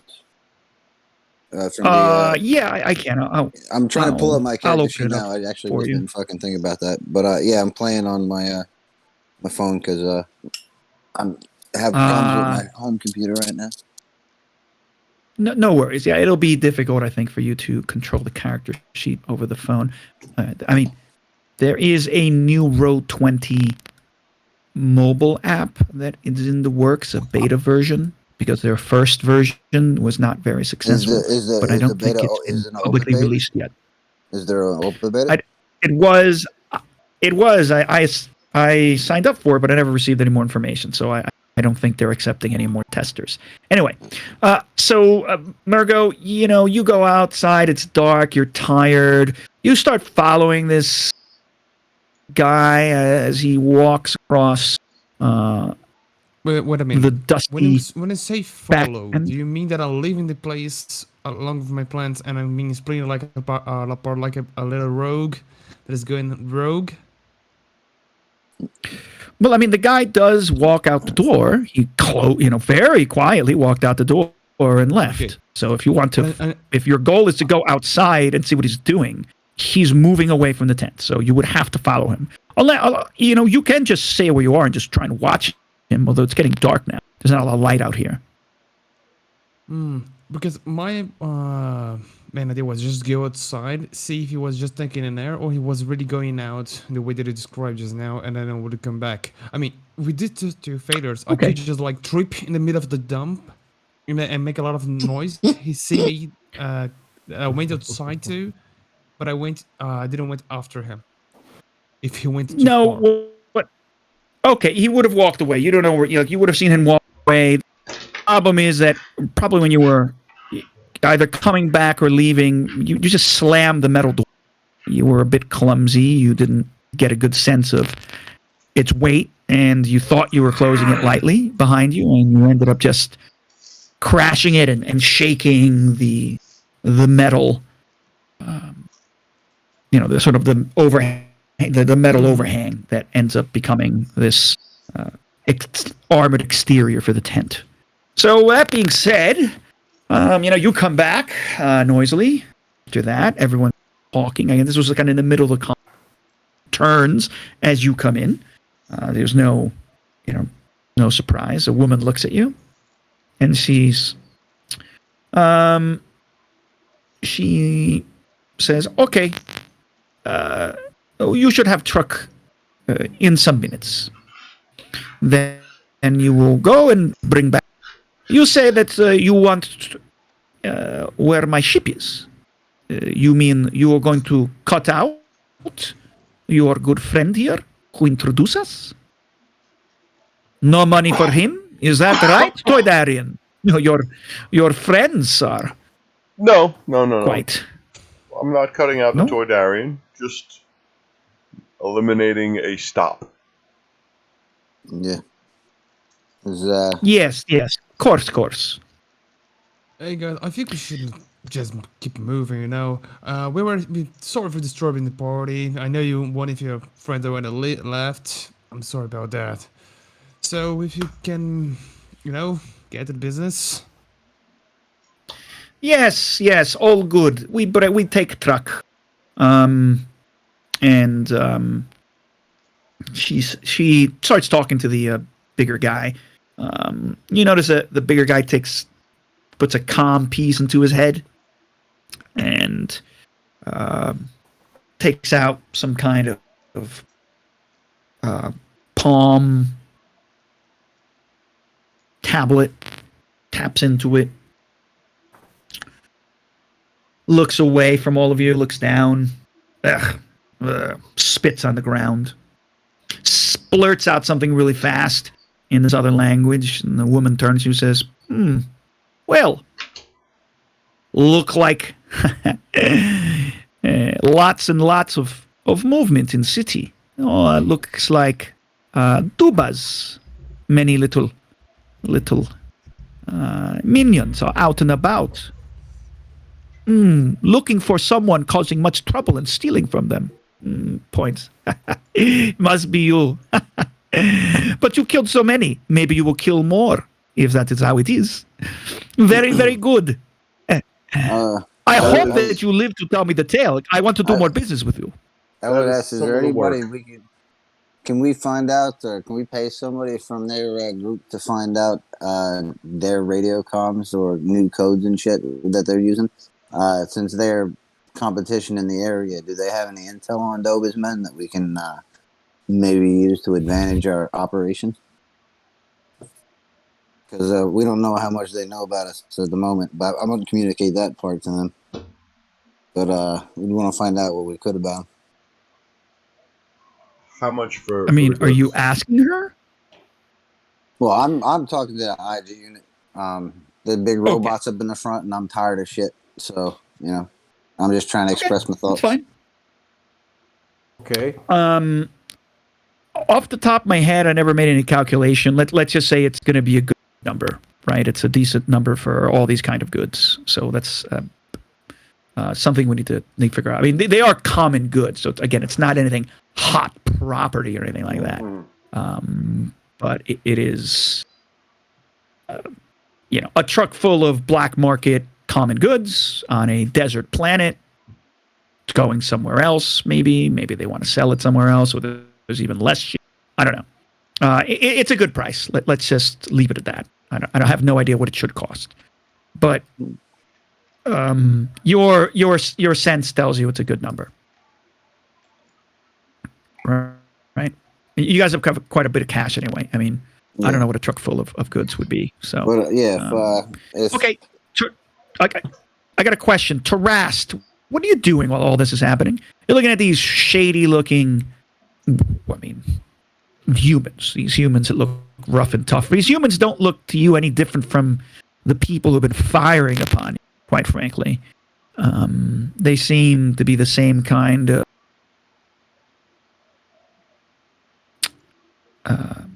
degenerates, maybe is what enters your mind. The same kind. I've been observing them in a sage-like way.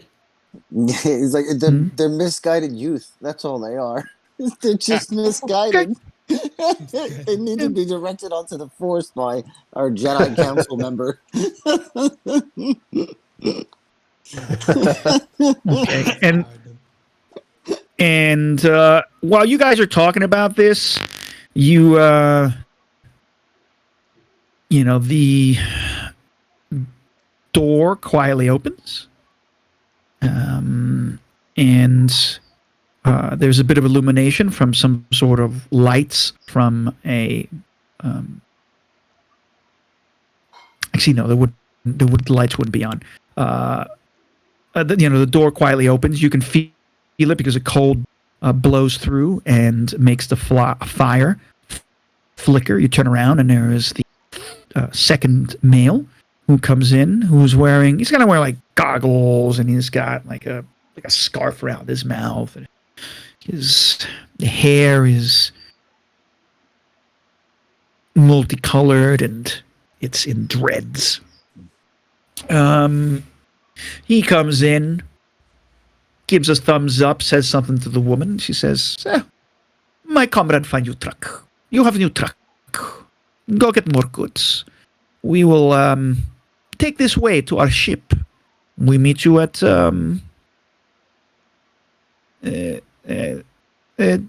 this docking bay.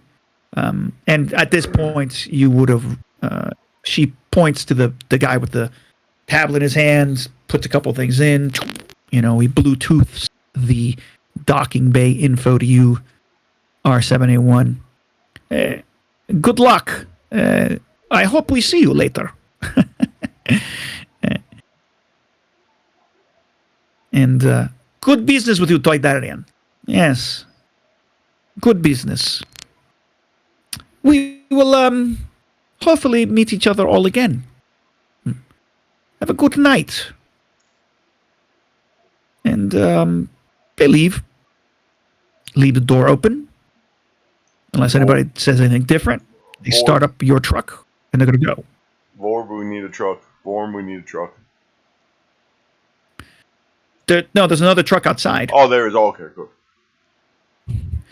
Oh, no, that's what she kind of said to you, like, yeah, maybe you missed that. She basically does say, you now have another truck. Okay.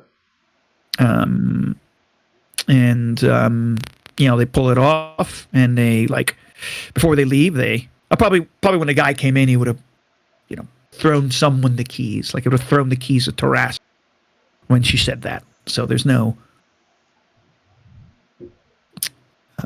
ambiguity about whether you have a truck or not. And you go out, and yeah, there is a truck there. Who's going to drive? Well, I've got the keys. Okay. Yeah. Okay. Yeah. When you go up and you go to the driver's cab, you notice that there is a smear of fresh blood on the driver's side door, and that the door is dented in, as if someone's head had been smashed into it. Next time, ask for a clean truck. Yeah. We're not trying to look like criminals rolling down the road. It's like the Pulp Fiction. We gotta throw some blankets or some fucking towels over.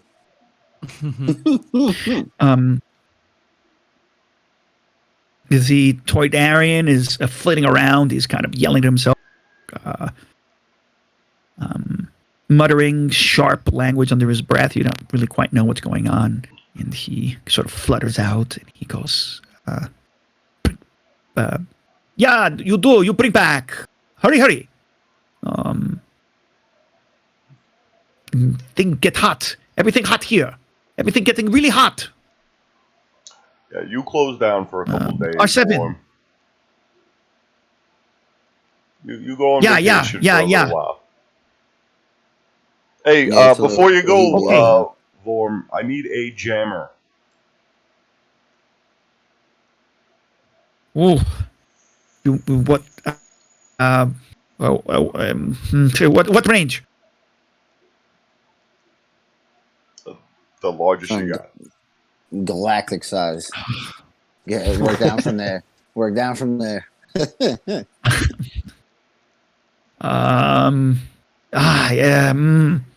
They're like 400 credits. Okay.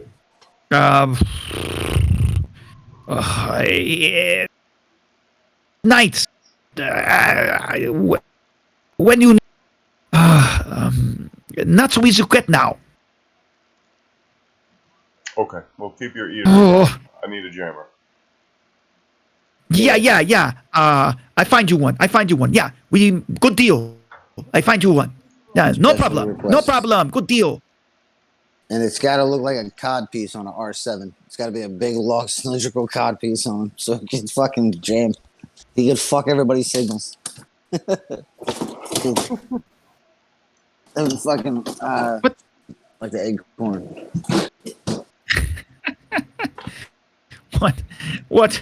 What is wrong with your Arcanian friend? Say, I've been away for 48 hours. I am sorry, I'm not a robot. And I'd go back to paying attention to myself. And he's like, okay. He screams in Toydarian. Or you hear a whir of activity inside, things banging and clanging and crashing. The little kids, they run out. I mean, they're ranging from like young kids to teenagers. Run out with backpacks full of duffel bags, essentially full of stuff. They look at you, and they look at the Toydarian, who screams something at them, and they all run in different directions. And the Toydarian flies in, gets a little backpack. You see him close the door. And he, out of his, one of the adolescents is still left behind. You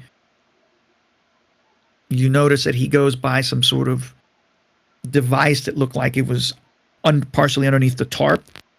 You see him, look, he's typing something into a keypad. You hear some whirring noises behind metallic roll down doors.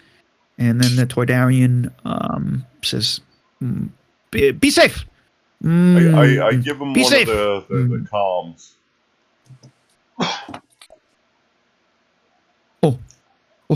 Okay. Yeah. As soon as I find good Jama, I call you. Okay. Good deal. Yeah. You be safe, but don't call me. I call you for a couple days. We're not Yeah? friends. Okay. Mother. Okay, but I call you, but maybe if you call me, maybe I don't know if it's actually you calling me. Yes, maybe you have Yes. gun to your head calling me. Yeah, so you wait till I call you. And if someone has gun to your head, please don't call me. And he flies off. Yeah, we're very interesting friends with this poor guy. Friends. So Yeah, so friendly. essentially, you guys had another truck, and you guys can do whatever you want. So yeah, let's What is the go. game plan here? We're gonna load up the remainder of this warehouse. Yeah, Well, but we Drop. have to do one thing before we really What's get that? the truck. what is drive the off. what's the difficulty that's going to be added to? I mean, like, not to ask like a meta question, but like, what are the difficulty going to start impacting our play for us not taking logistical like shit, like maps and shit? Because I mean, if we've been awake on this planet for 48 hours, burning half the spaceport down, fucking killing half these guys, maybe if we No. want to fucking like really fuck people up, We should rested. We rested a day ago. You guys are Yeah. just tired right Yeah, now yeah. because we haven't gone to sleep yet. You haven't gone to sleep Yeah. We're yet. run over. We got to get a hit of adrenaline soon, or we're gonna start fading. Mm-hmm. It's probably like what 4 in the morning, guy. Yeah, it's What gotta be about something like this. good Yeah, time for a at second this win? point.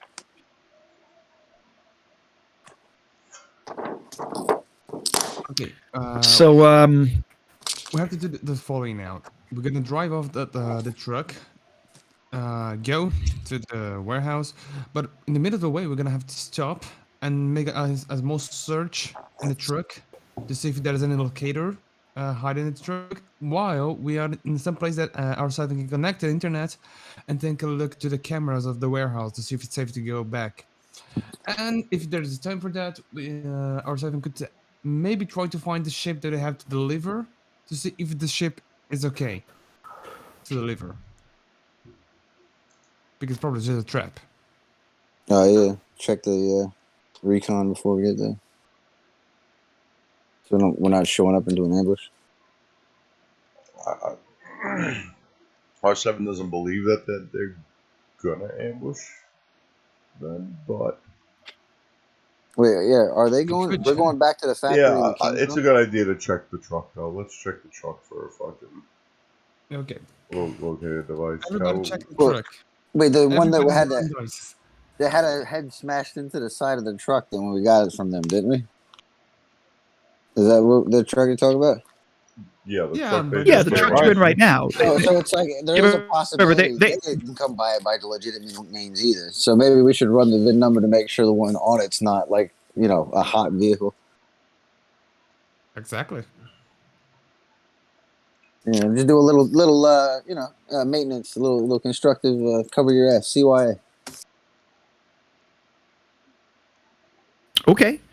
R7, I'm gonna say that comparison to the rest of the stuff that you do, I'm just gonna say you're able, because of your high skill. So you run the VIN number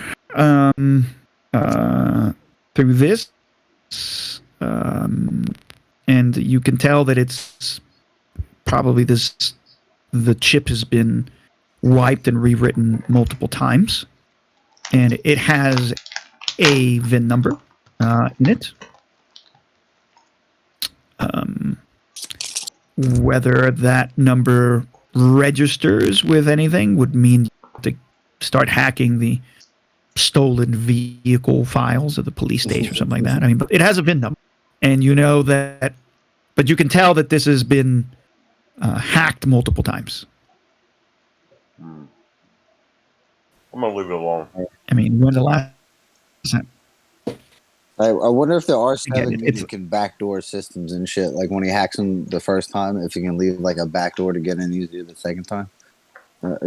Actually, that happens partially during the dice roll. So if we looked at the way in which we were running the hacking challenges, what it was like was that part of the boosts were the idea that you left backdoors. You start getting like higher during your attacks. Yeah. That was mechanically represented by the extra boost dice. So there's no move that's specific to leave a back door, right? You assume that the hack is happening, and if you have good enough successes, you've essentially door. But it's like future that's for end interaction or like a quote unquote, for lack of a better word, combat session when he's doing like the hacking and shit. But if like if he left like a backdoor in the local spaceport hangar system, and then all of a sudden like an hour or two later we wanted to kind of use that same system, is he able to make it to where he doesn't have to fight the fucking first defensive units and shit like that from the systems? I suppose. I mean, if he tracks it, I mean, if the R7 would have to know that type of stuff. I was just wondering because it does. Yeah, it was just. I think R7 can. Way. Yeah, but yes, the truck. I'm just. Anyway, just trying to remember where the heck that would be. Where the heck is this? Oh, running slicing scenarios. There it is. So I'll tell you. I don't think there's I mean, we can make it up. I'm just saying. The reason rules I thought as of written it is because we looked up the truck before, so I was wondering if if there was like a DMV, if he was able to hack the DMV on the truck before, if it would be like he, instead of having to roll or something like that, he'd just be able to check the trucks, or if there's a vehicle outside the factory when we roll up to it, if we'd be able to find out about it. Okay. How about this one? So there is actually a chapter here, Anthony. You can look at it, page 90. That special modifications book. It talks about backdoors. It does talk about slicers sometimes find permanent backdoors into flawed securities, but they may be able to create new ones via forged credentials. Part of the narrative dice results in slicing, where you get permanent backdoors. Somebody much smarter than me already wrote the book. Like after you've sliced it a bunch of times, or maybe you have like a major triumph. So a GM can set a time.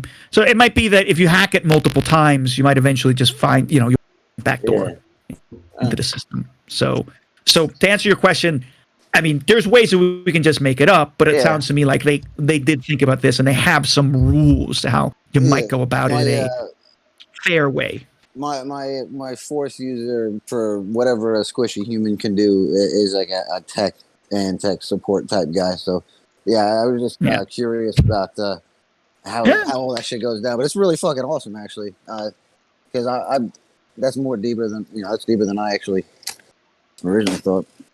That's cool.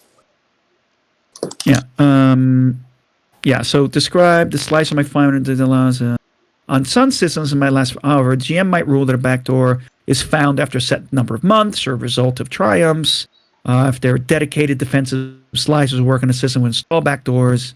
So I mean, the vulnerability might only last so long because someone will find those upgrades to the systems and security flaw. and shit. So they kind of thought this out. So it's a hard computers check. It's Star Wars. This is and hard, there's a little hard science fiction. This shit's no like floppy science fiction. Man.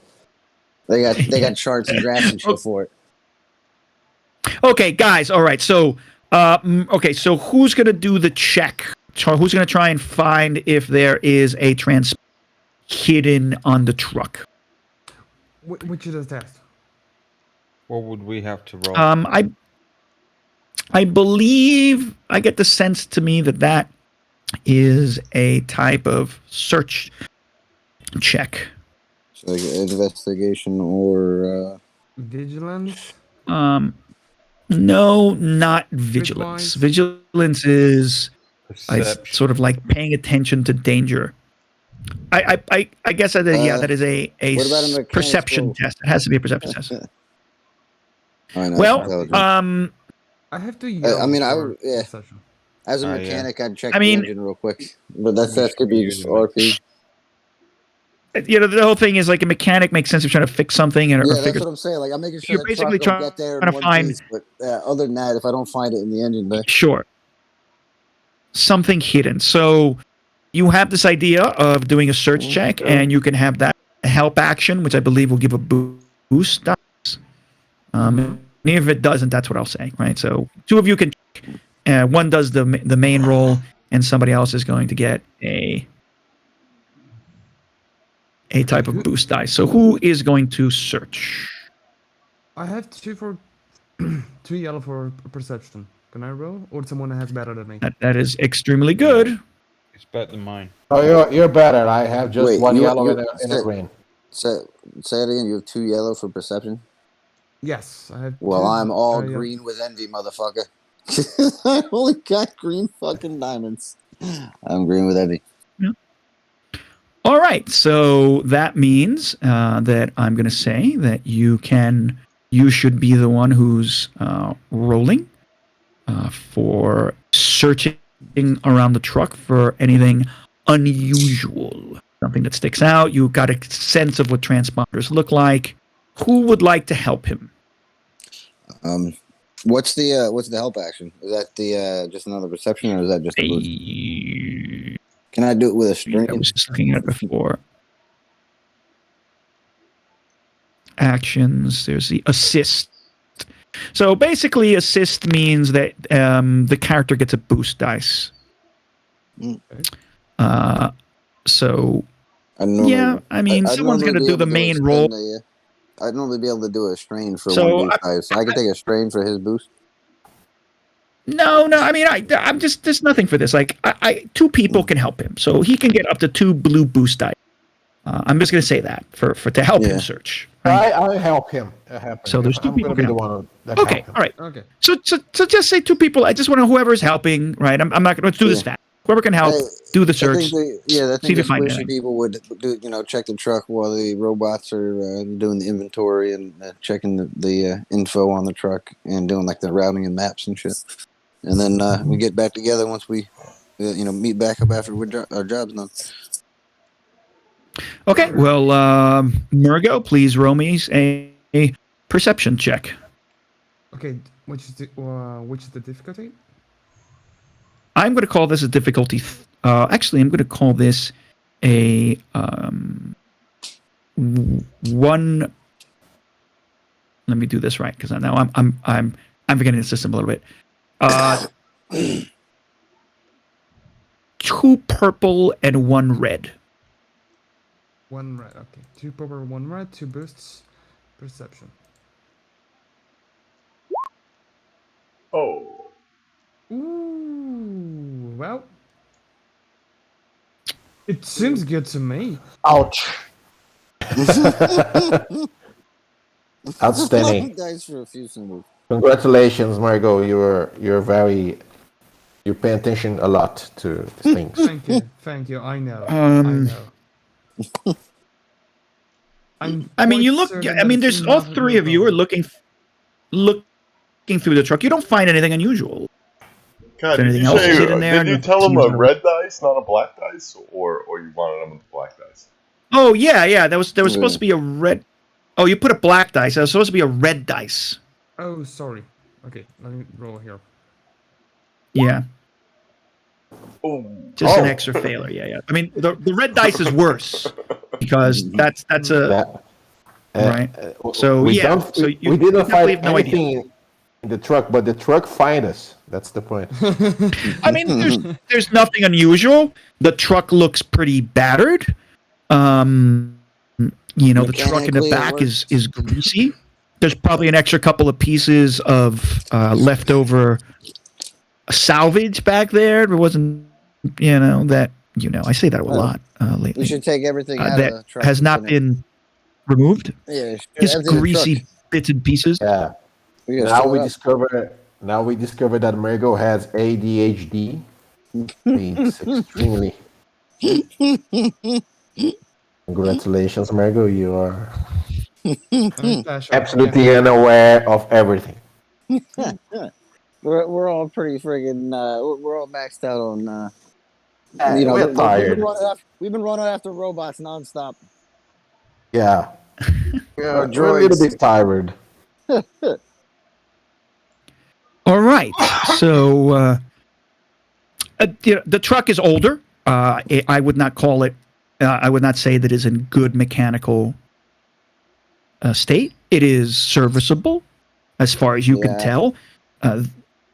Again, you do while this is happening. This is like a 5-10 minute search, right out in the middle of the no man's land. I presume that's slightly between this crazy tent city, flea market, and the industrial road that leads to the major area of town, right? Everything else here is just more industrial warehouses and stuff. So it's battered, it's beat up. There's one of the levitation engines is probably faulty. It dips a little bit here and there. It isn't quite as fast as it could be. Almost like a semi-flat tire or a suspension that needs alignment. But it works. Serviceable for the short term. I'd make whatever roads we're driving on at bare minimum street legal fucking shit. Like we don't want to be pulled over for fucking like blinker signal or some shit out, and they find us all as stolen goods in the back of the truck. So yeah, just we don't want any problems with the Republic before we or the Empire before we leave the planet. So minimum DMZ rules. Yeah, let's keep this way. 0 stormtroopers harmed in this adventure. Yeah. Well, at least so far. Yeah, exactly. So, okay. So you guys, again, that takes a little bit of time. You take a look. Things unusual. There's a couple of ships that land in the middle of the night. You can see the flares and hear the roar of the spaceship as it lands. The lights off behind the blast shields of the spaceport don't completely block out the light from ships that are taking on and off. So, the spaceport is 24 hours, of course. Once you get down a couple of blocks away, you're going to see that there are still some bars, or little shitty shack drinking spaces that are open. There are some places that seem to have a variety of females lounging around the front in scantily dressed, at least for this time of night at this cold hour, down this industrial road. A variety of species are visible as you drive down the road. The night market seems to be packing up. You would have driven at some point past the periphery of the night markets. And so you see trucks, small, actually like hand carts being loaded. My gosh. Murgo, Yuri, what do we call? Puxa, essa coisa que pessoas pegam lixo aqui na rua, que pegam com 2 mãos, os carrinhos. Como se chama aqui? Seriam lixeiros mesmo. Sabe que você pega com 2 mãos, é como it's like a big wagon. Passa na Teodoro pegando aqui monte de caixa de papelão, né? Coisa assim, que se chama isso? É lixeiro mesmo, é catador de lixo, se quiser. Catador de lixo, mas é carrinho, não tem um nome? Não. Sabe, é carrinho que eles traem atrás delas. Mike, I can't hate Boa you. pergunta. He's trying to eat me. He's trying to get away from you. Eu acho que é só um carro velho mesmo. Eu não acho que tem nenhum específico. Just a very old truck. Let go of me, motherfucker. Mas não é caminhão, ela coisa de mal. Kombi. Sabe que a pessoa pega que coisinha de mão que ele estranha atrás dele. It's like a Charrete. isn't it? Charrete, a carroça. Carroça, acho que essa. Aqui, vou pegar uma foto. Vou pegar uma foto dessa coisa. Encontrei exatamente o que queria procurar. Espera aqui um momento. Carroça. Mas nunca uso esse. Meu Discord aqui tá meio devagar. Espera aí. So, a lot of this is what I'm trying to say. It's almost like these kind of big wagons that people will drag behind them, loading up their night market goods. I just put it in Discord. It's something simple. Yeah. It's carroça, Right. Kai. It's carroça. Carroça. Okay. Yeah, okay. That's it. So I'm just trying to get a sense. It looks like that's a slightly higher tech version of this. And again, it's not. And there might be some of. Fucking. Yeah, so some people might be grabbing these things with garbage, and other people are using these kind of hand-driven wagons to just pull their night market goods away. I mean, you see people coming off what must have been the night market area, right? Moving these things around. There is still pockets of drunks and wandering around the streets. You know, of course, this is a 24-hour night port. And so there's always got to be a place open for the pilots who come at any given day, at given time of day or night. I can't imagine they have like rusty ones that hover, you know? Yeah. Oh. Yeah. They make like loud fucking clicking noises.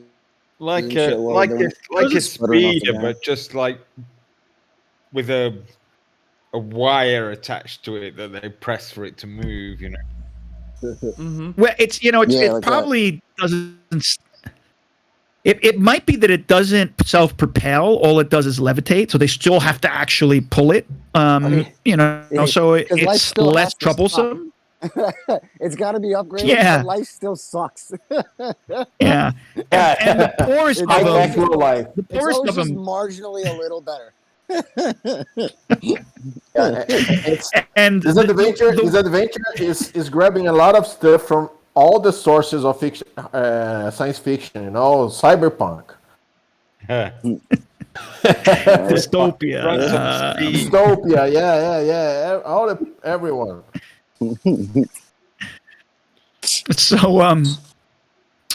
So some of them probably do have wheels because remember they do have essentially, I wouldn't call them necessarily gas powered, but not everything's a hover car. Like there are the lowest end vehicle is wheeled vehicles that are powered by something, right? They're electric cars essentially. So they do have these in the Star Wars universe. A wheel is because they still a have them in wheel. the Star Wars That books. shit's still fucking Yeah, greatest so- discovery. Yeah, so some of these look exactly like what I showed you there, except with maybe made out of tougher plastisteel material. But it's like that anyway. That's just to give you a sense of the sort of the grimy end of the nightlife that's happening here. You know, the dinginess of this graffiti and dust-filled industrial city with neon lights that are, And actually LED neon lights that are flickering places. I'd be keeping an eye out to make sure that there's a consistent, or at least for the area that we're at, the amount of people that are supposed to be on the streets that are actually there. If we're going down like a main street or even a fucking side street and it looks all of a sudden like it's a ghost town, I definitely fucking say, hey, everybody heads up, for some reason, if we got blown up right now, nobody local would be upset, but like fucking, we'd die. So just keeping an eye on fucking the people on the side of the road. So it is 4 a.m, and some streets are going to be a bit more. That's objectively for like the amount of people. You can't really tell all the time, but keeping an eye on it. Yeah. No, okay, that's fine. I'm going to say that 10, 15 minutes right into the drive, you probably end up not knowing the roads here completely. You're driving through, and you have to stop because you end up driving into one of the streets that had the night market, and there are still people milling around and drunk, and the food vendors are closing up with a shop. After a There's while, people in the truck, everything looks right? the Until same. you kind of cross that intersection and get yourself into a road that's a little less busy. But in terms of not having people cross the street, I mean, there's still vehicles that are driving around. Eventually you're going to get to a slightly less populated area, because this is probably near the center of the city where you see a lot of the stuff going through, a little closer to the spaceport, essentially, and more central, where all the kind of traffic gets quite busy, and then you start driving off. But as you're trying to get out of the area, though, you will notice that up ahead there seems to be some traffic. Actually, instead of it being deserted, there's some traffic. There's cars, and everything seems to be.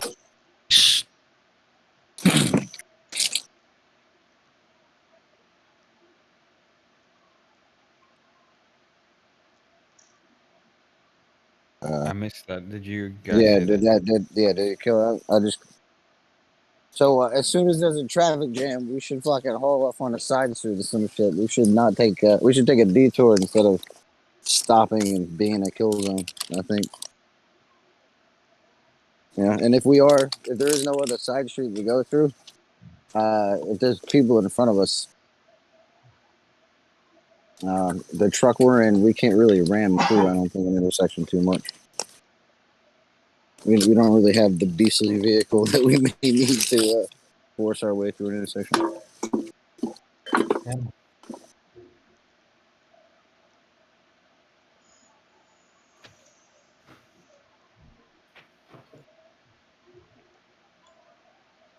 I can't hear Kai. Can you guys Yeah, hear your Kai? car. No. Yeah, No, we just disappeared.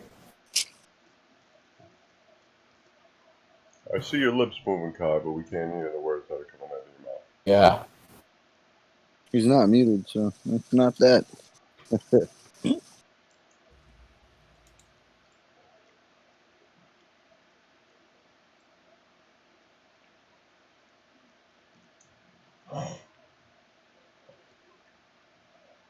Nope. No. Still not. You're Nope. gonna have to write it on piece of paper. Just get a whiteboard, with a little whiteboard with a marker. You do charades. It's a film book.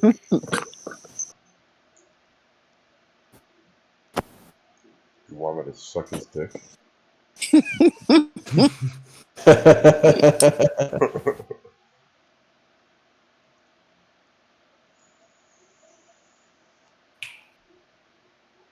How about now, guys? You're there, Oh, but there you you sound go. you sound terrible. Yeah, it looks like you're here. You're not in a con. Okay. The cheapest con that they could sell is here. Oh, I see what happened. Okay, how about now? Yeah, now you're back. Same. Same. Okay, I'm going to shut off Discord and then come back in. It seems between Discord and my Mac, it's switching between the built-in mic and my Bluetooth headphones and the microphone. So let me see if I can do this in a second. Hold up. All right.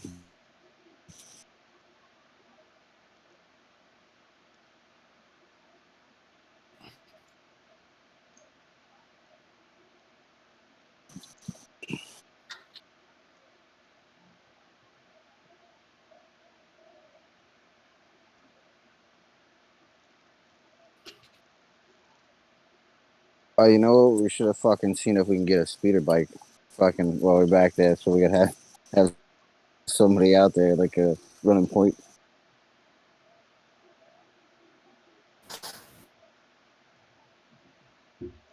Like stopping fucking making everybody stop at intersections for us so we can go through the fucking road. We should own the road. Yeah. Man, we got an important mission. Outright.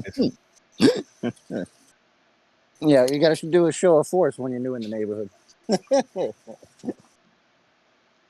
Oh, so that's why Mad Max had all those guys on motorbikes. Yeah, so they can all go up to the fucking places in front, block off the To towns and villages and shit. stop the Like traffic the on boss, junctions. yeah, the boss doesn't want to have to deal with traffic rolling through villages and shit. You know, he wants everything to be owned before he gets there.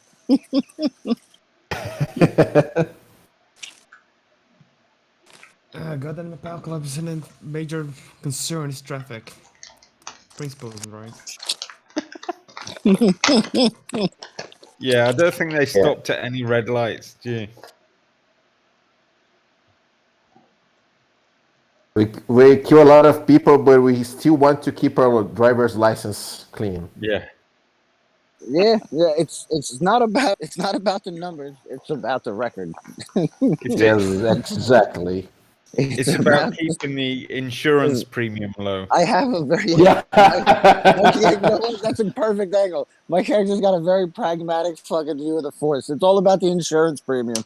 As Yeah. long as our insurance doesn't go up, as long as the insurance on a ship, doesn't go up, we can still have a life support and a good He doesn't fucking. want to lose his no claims bonus. Because you can run from smugglers and all this stuff, but you cannot run from the insurance companies, right? Yeah, right. The motherfuckers, you're not gonna hide from them. They are worse than the Hutts, man. Fucking Hutt's probably run the best insurance company in the area. They're the ones offering the protection. Yeah, Imagine the Hutt commercials in the they are very close to the Empire. Like, you got a spaceport, do you smuggle or do you not smuggle? We got insurance for you. Yeah, exactly. Bounty hunters insurance, Yeah, right. Imperial insurance, Yeah, smugglers insurance. That's gonna be a green option. You disappear Yeah. as a fucking mercenary. They have their own guild, the insurance guild. So it's They're unionized. They're Star Wars union. Have a yes, green option to those that have more heavy conscience. Your conscience you are- have for murder, but not for They- the environment. they are even in the unknown regions in the galaxy. If you go to the unknown regions, you're going to find the unknown and the insurance companies. All there. Yeah, well, fucking. That's what I was. I don't know what's happening to. I don't want to split the game right now, but when we were meeting with the contact before, and the Targaryen we know, he Hello. knows this. How about now? Oh, there you are. Yeah, here we are. Yeah, so we know the Targaryen, and we kind of know this person who speaks the language, who's got Hutt tattoos but does not work for the now Hutts. I can't hear Mhm. anything. Can you hear I it? can hear Oh, you. God. We can hear you. And none of you guys know that she has Hutt tattoos. Can you got anybody? Yeah, no, hear no. me? Yeah, You know that. Kai, we can yeah, hear you. fucking Yes. That's what it is. Okay. But yeah, but I was asking before because she was saying that Doba works for the Hutts and they don't work for the Hutts and her boss doesn't work for the Hutts. So we know that. We just don't know the tattoos are related to that shit. Yeah, they are Hello. strange. Hello.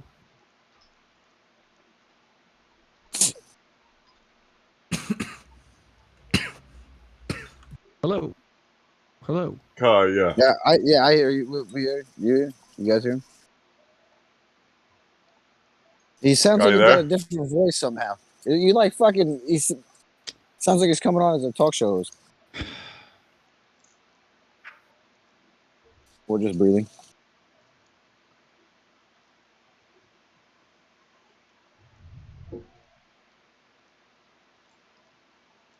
But yeah, fucking. I know on my computer, fucking, when I go on the settings on Discord, sometimes it's got fucking the input and the output are two different fucking signals. So you gotta fucking reset them and then fucking restart Discord again. So you could actually hear Yeah. it be heard. Maybe you need to restart your Discord, Kai. Maybe. Yeah, he's done it a couple times already. I mean, he can't hear us, right? Oh, Maybe fuck. we I start. mean, you might be able to type them. Can you hear me? Yeah, we Yeah. can hear you. Yes. Okay. Can you hear Let me us? try and connect my headphones again. Hold up. Okay, so the mic's working. You guys can hear me. I was hearing Mhm. sounds, but I was not hearing Discord via my headphones, or at least not here. I couldn't hear you guys talking. So let's connect my headphones again and see if this works.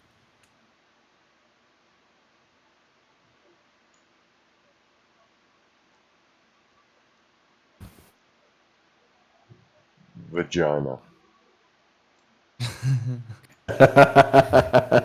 Why was that funny? I don't even know. Okay. It's just Just memory. a word to we're make men. people pay attention, right? No Because one. yeah, we're men. That's why it's funny. Yeah, that's the answer. Mm-hmm. Yeah, seems It's fair. impossible to not pay attention to this word. All right. I can hear you. Excellent. We are back. You can still hear me, right? All right, Yep. great. That was weird. All right. Well, the foibles of complicated AV systems. All right, excellent. And we're back. We are.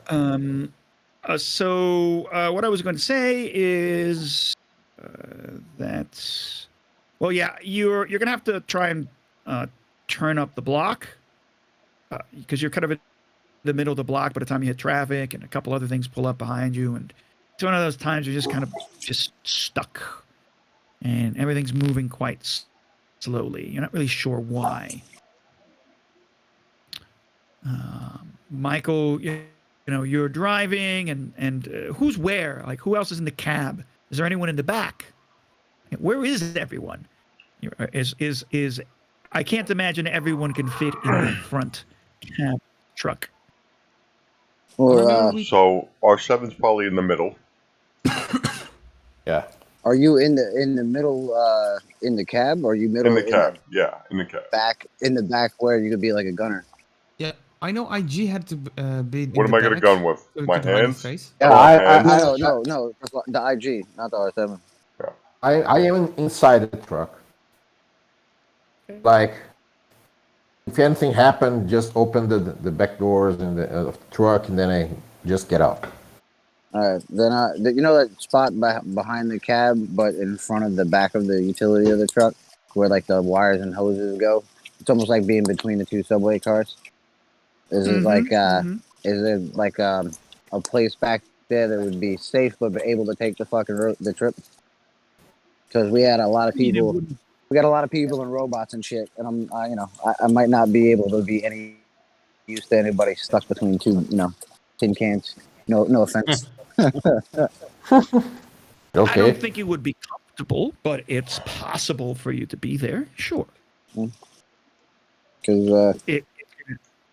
I mean, I'd probably Dusty take a and- strain. I'd probably take, I'd honestly probably take a strain just for taking a trip like that. Because I mean, it's a fucking outside the vehicle, like open door trip. But I agree with this. You should take a strain. okay, all right, cool. I'll do that. But and also I'd probably enjoy. Well, Sykin would enjoy fucking the ride outside. There's not a lot of atmosphere and space. He'd fucking treasure even the sand in his eyes and shit. Who's in the cab then? Oh my! Is it just me? The driver And me. Oh yeah, you got the fucking best Oh. GPS unit in the Great fucking. conversation. You got the greatest GPS unit in the fucking in the galaxy. He just can't talk to you. Am I gonna Beep. get the How am I gonna know where to go? Beep, beep, Oh, it's bitch. not that big of a city. It's just take the He- first right. He's got like main a compass street on and him. go. He's just gonna One point. beep for right, The- two the beeps all- for left.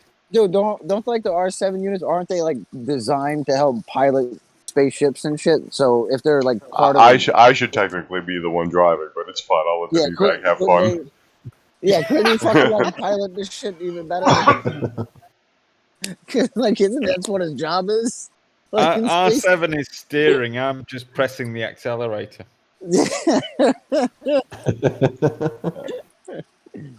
But it's just quiet conversation. Well, we're not here for joyride and playing music and shit. We gotta, everybody's looking towards the side of the road and the fucking traffic coming up, I'm sure.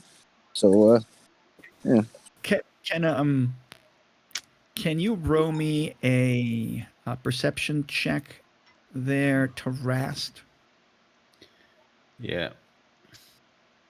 Let me just check that all my things are off.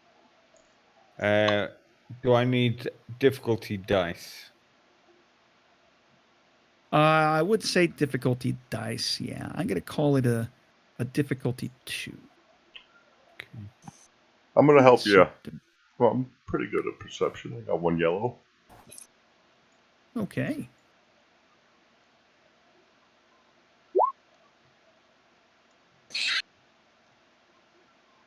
Like you should have got a boost in there. Yeah, roll another blue, and then if they get everything canceled out, is what happened. yeah, It's I with the need a blue, boost. a blue, don't I? I'll take it. Yeah, 1 blue boost dice. Yes. There we go. An advantage Oh, and a okay. success. Yeah, advantage and success. So reveal additional details. Okay, you see that there are some down the road about. Yeah, this is mostly trucks with some hover cars between blinking LED lights from the different building signs that light up this dark road and the dim street lights that help to illuminate. Not all of them working. There's some flickering on and off. You see that there's some activity at the very front, and you stick your head out, and there's enough light from the various other vehicles that you can see what looks like bright yellow, red, and orange blockade up front. And there are what look to be flashlights or the equivalent thereof moving around the vehicles. Someone's carrying them, at least on this side. People are moving around, and you can't quite tell who's up there for a couple of seconds, and then you realize when the flash of white that there are partially armored planetary patrol up front, and closer to you, the two trucks in front of you. You hear one of them yell to another, "What the hell is going on up there?"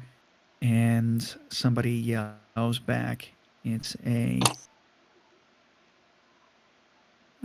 fucking spot inspection."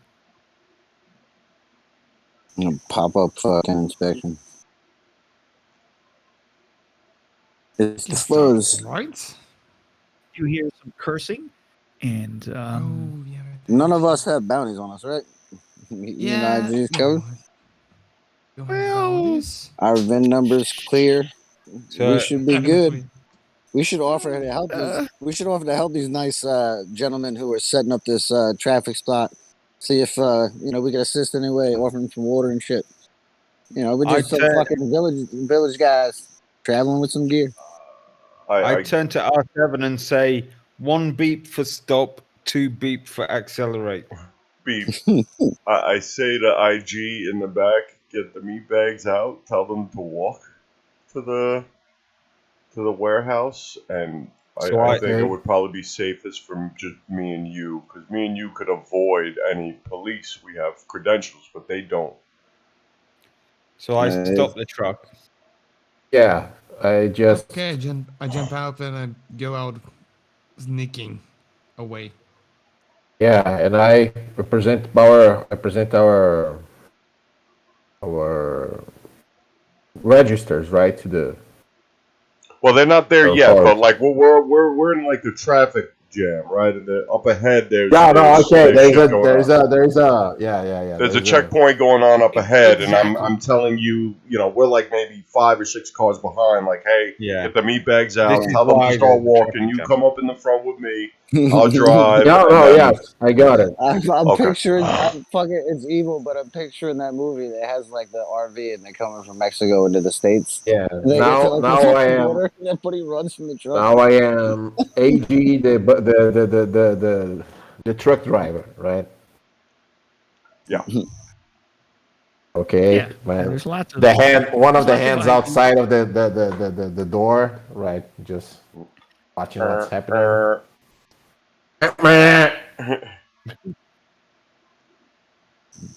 There's lots of IG units who are truck drivers in. No, yeah, Monster in the Truck. galaxy, yeah. Yeah. There's even a union. I mean, you're Oh. technically a mercenary. You're just on the job. You're taking up local work until you find more info on your bounty. Yeah. Why an IG unit that is a bounty hunter is driving a truck in the middle of the that's going to be It's undercover something- work. yeah, it's something to be explained, but well, let's do Maybe it. you have 2 jobs. You got to make ends meet. Yeah, And we are. You do iFood on the weekends. He's got Uber Eats on his off time. He doesn't have the vehicle. We are working as Uber. Yeah, Uber at night. Uber at night. Hey, lots of business on the spaceport, you know. Yeah, of course. I mean, this place. Yeah, there must be. This place must have all sorts of bars and hotels here, or dive hotels. There's all sorts of scummy places here you want to go to. And And is it? the day was full of actions of a IG unit killing people, but I'm another IG unit. I'm going to put the mustache Right, again you're I'm going to put my You're not mustache that again IG in the unit. face. Actually, don't Yeah. they? Do these are people that would know that you actually prevented a horrible situation from happening before and saved many lives? You should actually be commendated because there was about to be a firefight, and you let them know that we were being idiots and that we didn't actually mean to try to fucking fight anybody. And that IG unit actually explained our situation. Yeah, I just kill for necessity. It's all self-defense. If you're not part of the algorithm, you got no problem. Self-defense, they weren't your property. So, I'm going to end this adventure being condecorated by the city authority. For like murdering everybody. Yeah, You killed and all cleaning the the crime, and cleaning the crime. I'm also a punisher, It's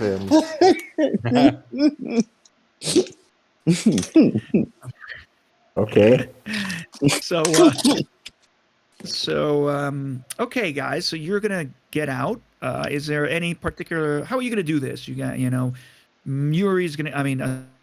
Murgo's gonna get out of the cab. Taras is gonna get out. So you guys are leaving from the left and to the right. Saikin, you're gonna. Yeah, I'm actually step gonna down try. from between- Is it possible to be able to sprint like full out for a squishy fucking human around the fucking perimeter that they would be able to establish? Because they would have an inner cordon and an outer cordon of security, but their outer cordon security for a traffic point can only be so big. Like by the time they got through the traffic point, would I be able to make it to the other side of the road? Like running around the whole shit, or what? Should I just? Would I be able to just head to the fucking factory? Would that be close? So, yeah. So you're gonna like immediately leave the truck and start sprinting. Yeah, trying to see if I can make it.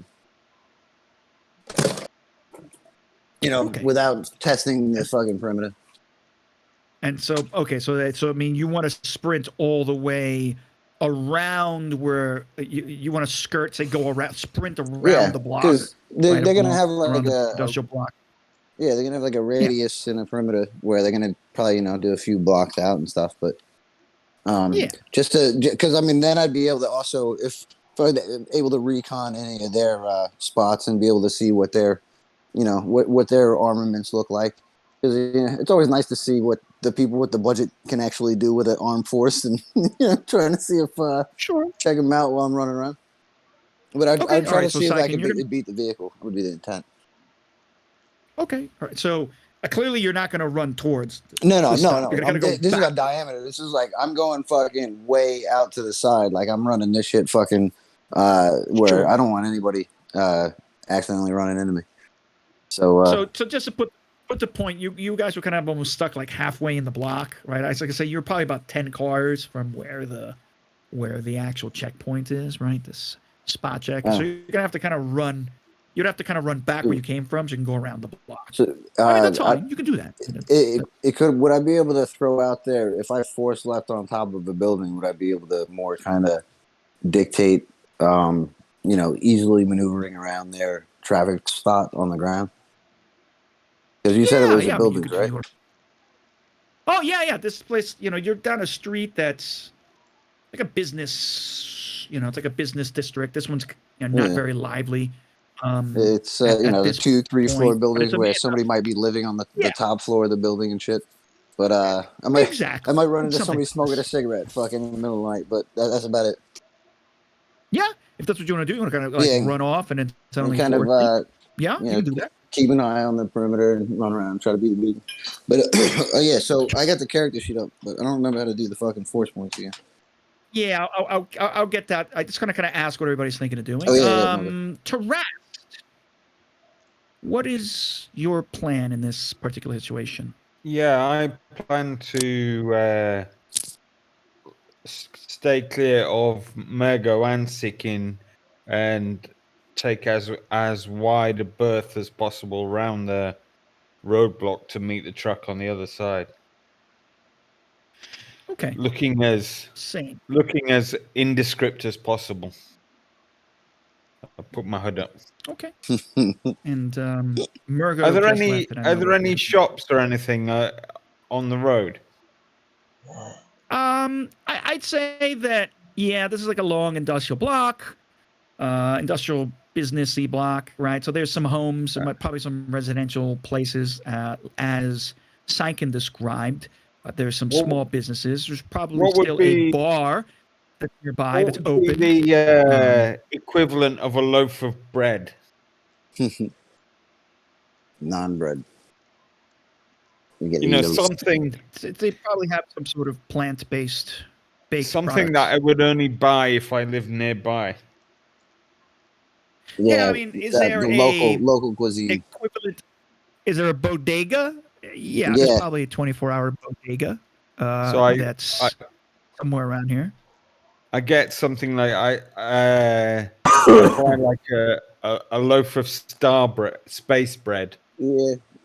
and That's good. and then just Baked bread. like put it in a a shopping bag. You can space throw milk. like a Oh, I know what I get. I get bottle of some of soda. that.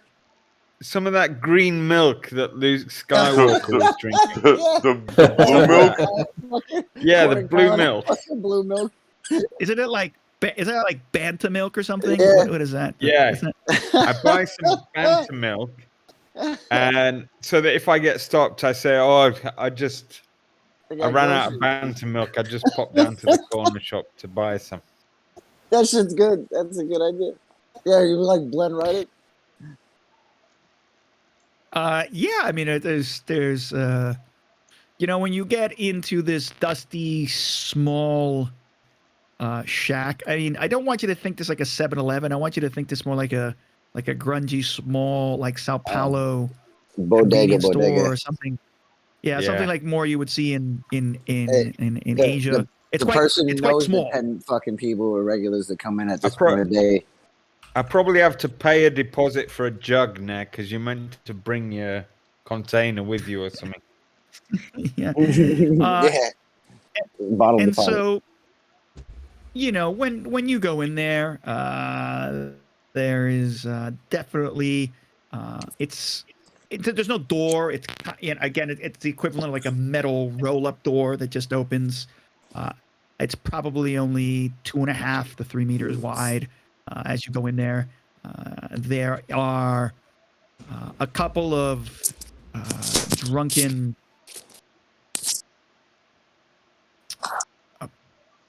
probably spaceport workers or pilots or someone that are kind of sitting out and they're like, each other. It's like fucking stupid fucking spot infections. Look at these useless idiots. They're not gonna find anything. Well, they're drinking something in a can and fucking stupid, useless planetary troopers. What fucking assholes. They're all fucking assholes. Fucking fascists. Fucking fascists. Yeah, fuck them. Just chatting with each other and like. And as you're picking up the goods, there's bugs crawling over the foodstuffs. I wouldn't call them cockroaches because there are no cockroaches in the Star Wars universe, as far as I can tell. But cockroach-like things are crawling over the food.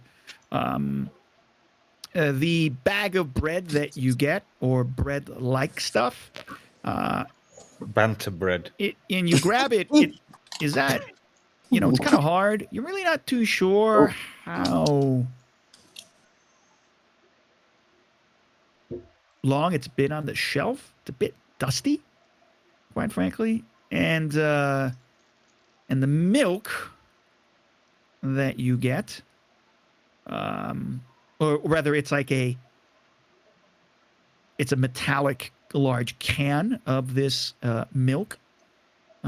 It looks like the expiration date's been scratched off. I also ask for a can of whatever they're drinking, so I can also pretend to be happened here? drunk. Hello, hold up. Can you guys hear me? Yeah, we Yeah. can hear you. Son of a bitch.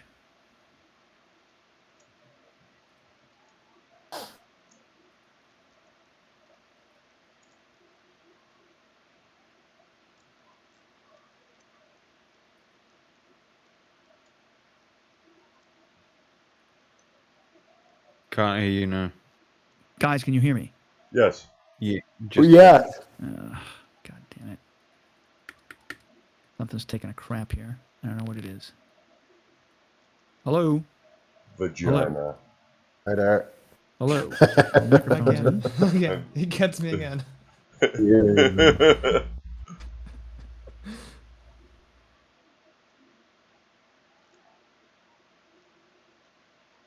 Lucas, you see the picture I put up?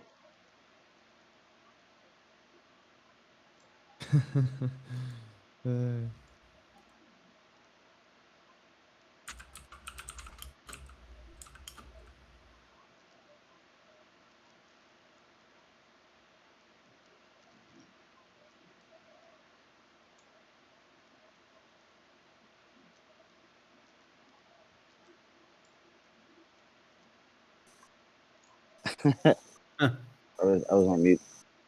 But we should put like some kind of fucking ground effects lightings on the IG unit, or put like giant LED lights on him, so he could do like the solar flare from Dragon Ball Z if he's like in the middle of fucking some shit. Yeah, why don't they outfit droids more with fucking combat shit? You imagine there'd be more like war machine droids. I guess since they're almost semi-sentient, you really wouldn't want weapons platforms like that walking around with minds of their own. The IG unit's already fucking tearing up the spaceport. Maybe they were not very good with equilibrium, maybe. To make more compact, they have to be light. I don't know. Maybe, I mean, like, being fast, like the idea of being fast and small. yeah. And then you cannot lift a lot of weight, but if you're really big, strong, cannot be really fast. I think that's the idea. The technology's it's advanced, but it's as upgraded as like the fucking monitors for computers, like in the late '90s and early fucking 2000s, where you still had the monitor for the computer. It was mostly empty space, but had computer chips and all that shit in it. So you couldn't really bolt couldn't bolt a fucking machine gun to the top of a computer monitor, or it'd fuck up all the all the computer chips. But you could probably put like a plasma fucking plasma blaster or fucking flamethrower on him.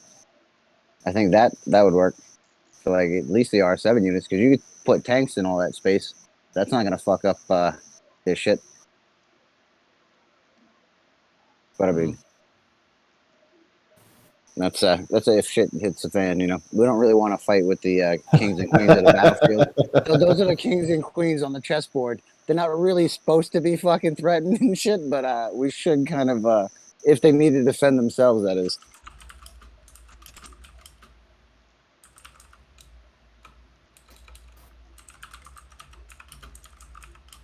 I would say like I'm probably a rook or a knight of the battlefield. But actually, no, yeah, I'm a knight.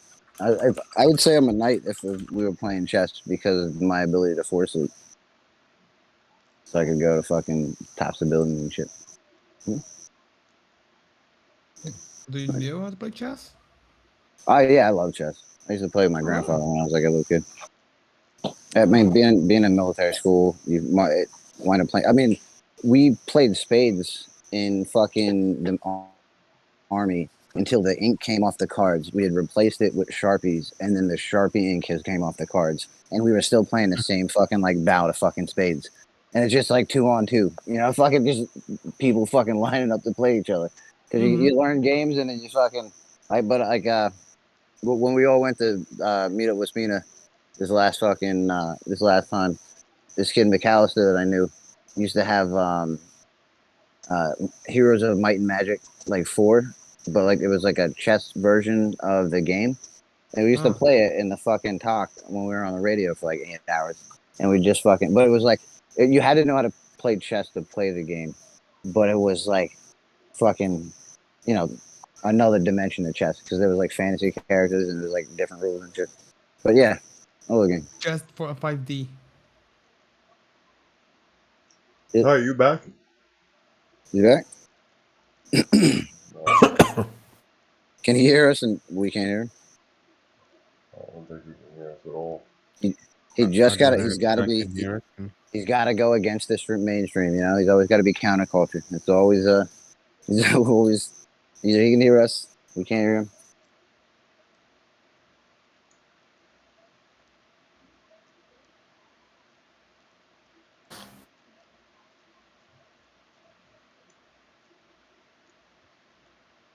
This always happens to me when I'm in the supermarket. I just get my banter milk and bread, and then the bloody system goes down. You know what? That's actually a quality idea. You fucking you're not dressed in like anything that would really set you out from anybody else. And if you got groceries in your head and all you got to do is like wave to somebody from a local bodega, and they're like, they don't know, they don't wave to people they don't know around here. And you got yourself the in. That's a fucking yeah. That's some fourth dimensional test. It comes from watching football in England. If there's any trouble between supporters, make sure your own shirt isn't visible and get a loaf of bread, and you look like a local. I shit, you know, that's fucking quality shit right there. That's that's some objective reasoning. You're like, yo, I'm in the 50-50, but nobody on these sides are gonna be fucking in the middle. So I'm just gonna look like a local. Yeah. And then just make sure you don't open your mouth so they can tell where you're from. Yeah, that's what one of the things, I mean, I wish I could talk to more people in the States about them, but I mean, even Brad Pitt's in them, the Snatch and Lock, Stock and Two Smoking Barrels and shit like that. Like when those guys like fucking accents and shit are so fucking unique to where each of them are, but they're so like if you knew languages, you could pick them shits up fucking instantly. Everybody in do you like dogs? Yeah, do you like dogs? You want a dog? What color you want the vet? Peregrine. I like Peregrine. Fucking love that movie. That fucking shit's great. And the fucking best character is the partner of the guy who did like the Jason Stamos. Not Jason Stamos, but the guy who's fucking like partner with him and shit, and they go to tuck Yeah. Nazis. That's That guy's Stephen Graham, I think. Dude, that guy's fucking awesome. Cause like he can be with some of the most insane shit going on, and like that's the guy I would just empathize with the most because I'm like, that would be me. Just the guy who's fucking there, trying to do fucking what he's supposed to be doing, and just fucking ridiculous shit going down everywhere. He's like a perfect straight man. Yeah. Is he there? You still having? Can you guys hear me? Can Yep. you hear me? You there? Yeah. Yeah. Okay. Yeah. Yes. Oh, okay. Good. All right. Weird. How much is the bread and milk, Kai?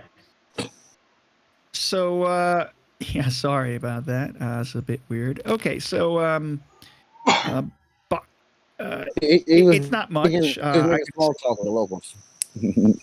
So, I'd also like a can of whatever stuff those guys are drinking.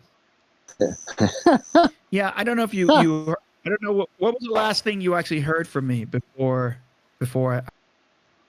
I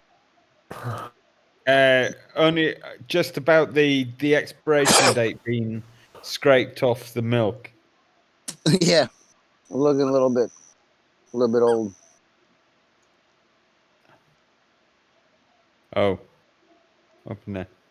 Okay, you heard that was scraped off the news. There were cockroaches everywhere, or actually the equivalent of cockroaches. So what you have behind the counter, the what's essentially manning this little place, a solution, a little Celestin. I'm sorry, a little Celestin. And so this little Celestin with the weird, long, sort of plate-like cheeks, the big black eyes. He's looking around. Yeah, there's a bunch of these cans of some kind of drink that is inside of a cooler. You grab them.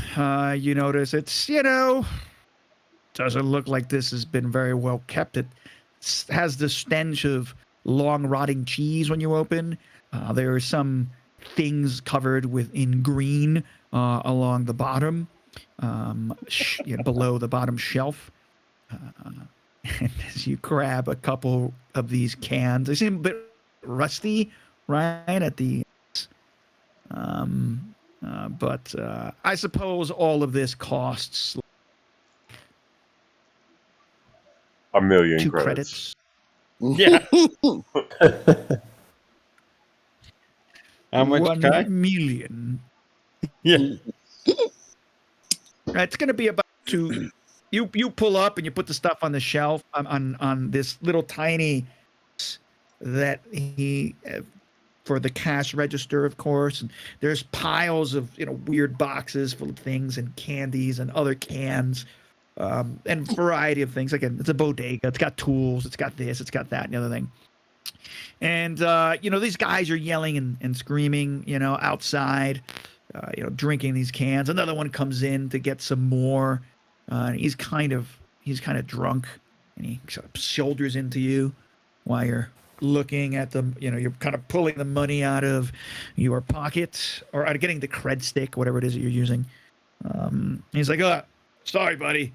Let me just pay for this the drink here." But it's like, "Yeah, fuck, yeah, it's all right. I got 5 of them. Don't worry about it." Well, it's like, yeah, fuck, what a night, huh?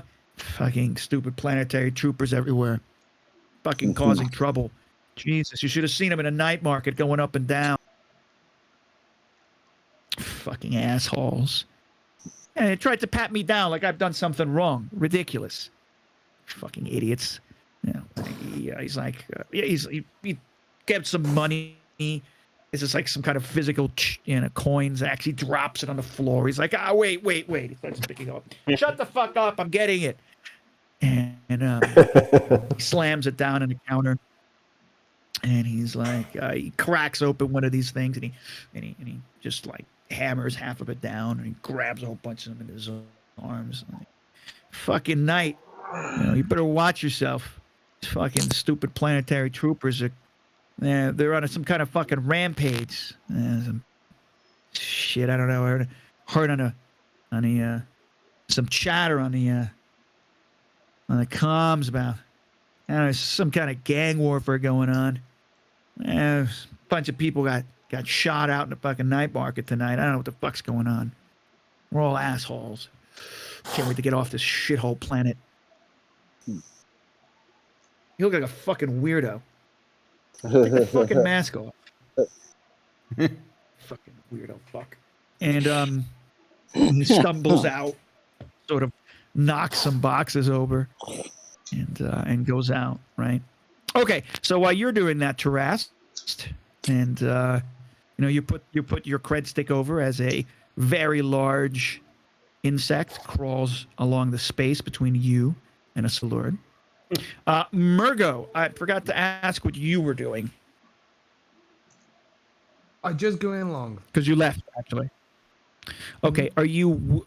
Well, one thing you guys realize is that Sykin, you get off, and Murgo, you're the one who sees this, because you get out of the passenger side of the cab, and you see Murgo, Sykin, he jumps down from between the cab and the container. He looks at you, and he just runs off at full speed towards a building. And then he jumps up the building. I mean, you've seen Sykin use his... See? Go ahead. I count to 3 and I try to hear him scream like, ah, no. And I stop at the top of the building. I'm like, fuck. Should I wave goodbye to him? Should I not have waved goodbye to him? Is he getting pissed at me? Is he fucking? I just brief, and I keep going. Okay. I warm where and all right. I know. So I'm gonna say you make your force jump. You're gonna have to. I have to roll. I have this. I actually don't remember how. I have the character sheet. To use. I got the character sheet I open. think you can only roll 2. You do this. Let me just see if you. Whoa. Okay. I have to look at your sheet to see if you need to use any of those dark dice. But Murgo, behind you somewhere, you hear what the fuck? In galactic comment, and then a couple other voices chattering. Right around the time where Murgo jumped. And then there's some sort of chatter. Okay. And Murgo, where are you going to go? You saw Taras get out of the cab. Are you going to follow Sykin? 1, 2, 3, or are you going to go random location? I can follow Sykin. He's too fast for me. No, I just go to the hangar. I mean, to the warehouse. Okay, all right. You're going to just start walking towards a warehouse. Totally cool. All right. And when I'm up on top of the buildings and shit, I'm going to try to make sure I keep an eye out for if there's any of the gang members that are on the outside of the perimeter of the security, too, because, who knows if they're trying to spy on the fucking guy, since there is some kind of gang war going on, or some kind of hot shit in the area. Okay. But keeping an eye out for both parties. Roll me a perception check. This because everything's darkly lit here. Actually, I'm going to roll you a perception check. What am I talking about? No, I mean, I can roll for you. I have the character sheet open. What's the difficulty? Oh, you have access to it now. No. Okay. I have it on my phone, but I have it on Chrome, so it's actually running pretty smoothly. You sure? Yeah. Okay, try and see if you can roll it. I'm going to call this difficulty 3 only because I'm on top. It's conditions dark night. We still haven't slept for a while, so I'm gonna click There's off street the lights. And actually, you know what? I'm just gonna clear the fucking whole shit before I do it. Make sure I don't do anything by mistake. Sorry. Yeah.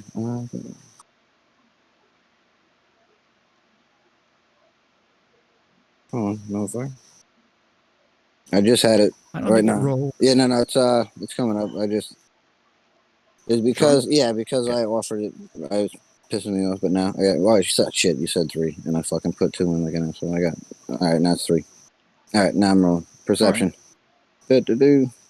All right, And let's see if it goes. Margo, Yeah. while that's happening, can you roll me a perception check as you're walking away? Yeah, of course. What's the difficulty? yeah, dice should be out. Yeah, I'll roll. I'm gonna roll you an extra second. I'm gonna roll you an extra quick one green. Sorry, one. Oh no, you got it. 3 purple. Yeah, 3. So you got a success and you got a threat. Okay. And then Murgo, I want you to roll me a difficulty, also difficulty 3 perception.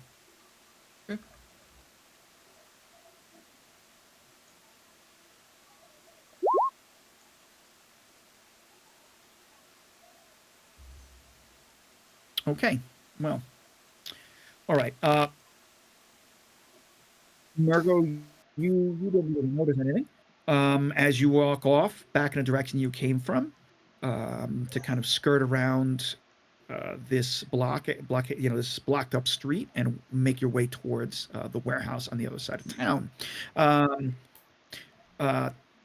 Saikin, what you notice is that up ahead, there are up on a rooftop, a couple of rooftops away. There are a bunch of people.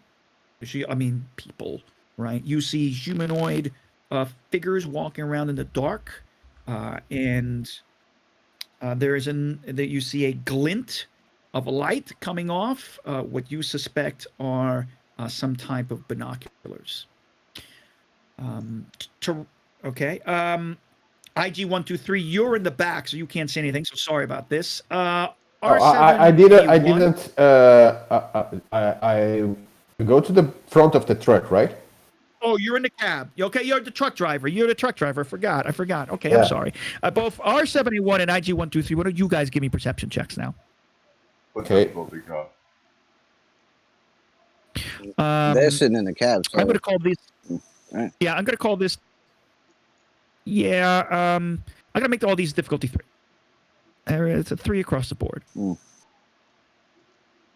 Okay, wait a minute. Perception.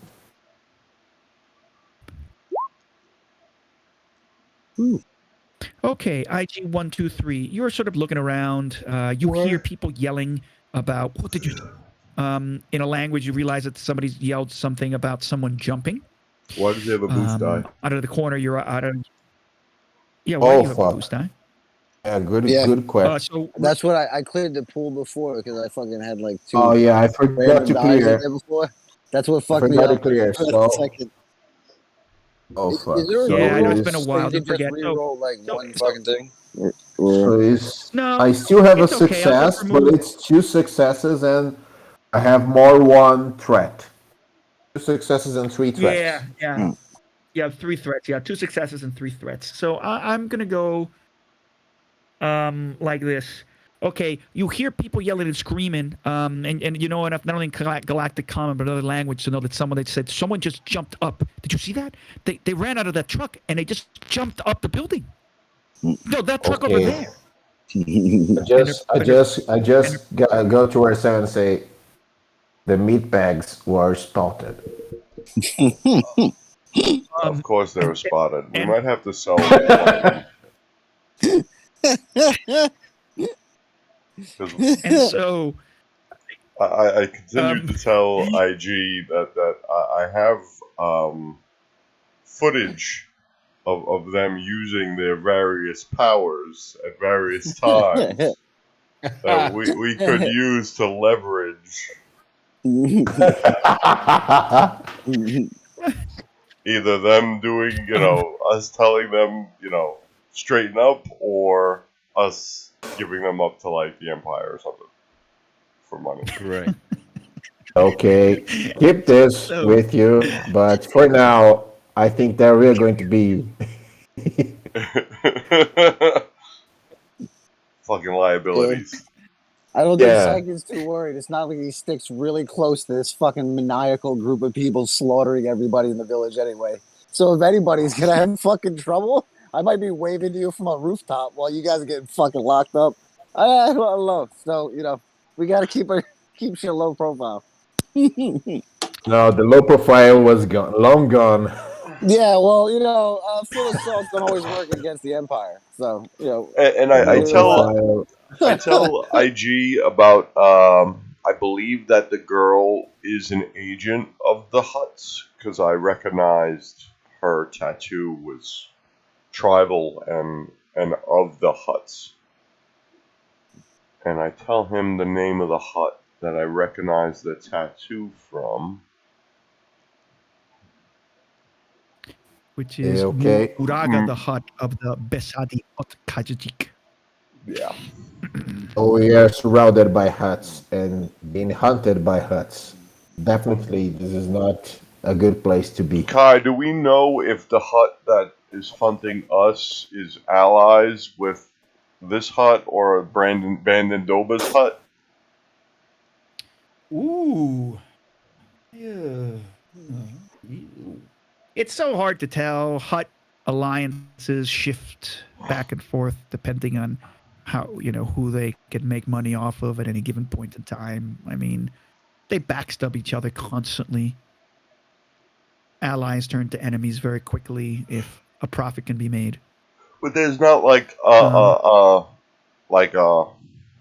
council of huts, like where there's the head 5 huts of the the huts of the 5 families or something like that. You know what I mean? No, it's not an open and Hut case.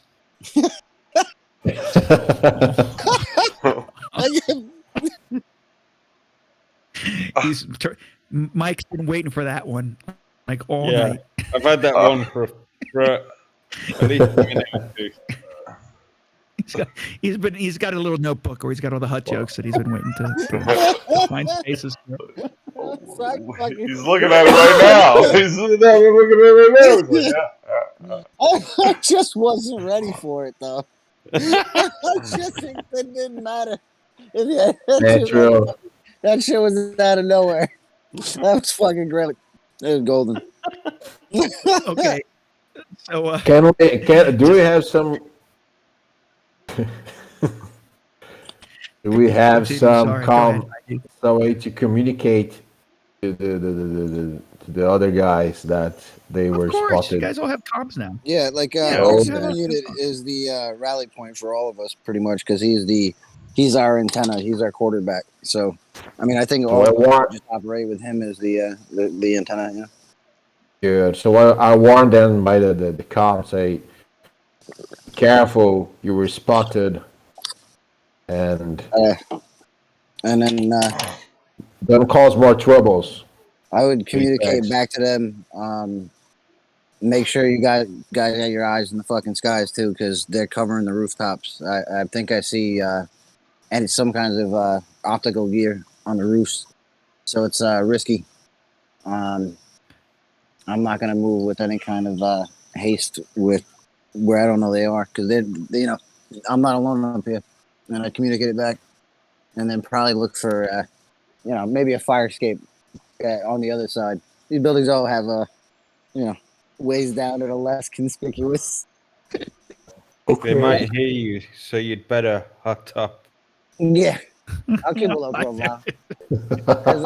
That's why we have communications. Okay.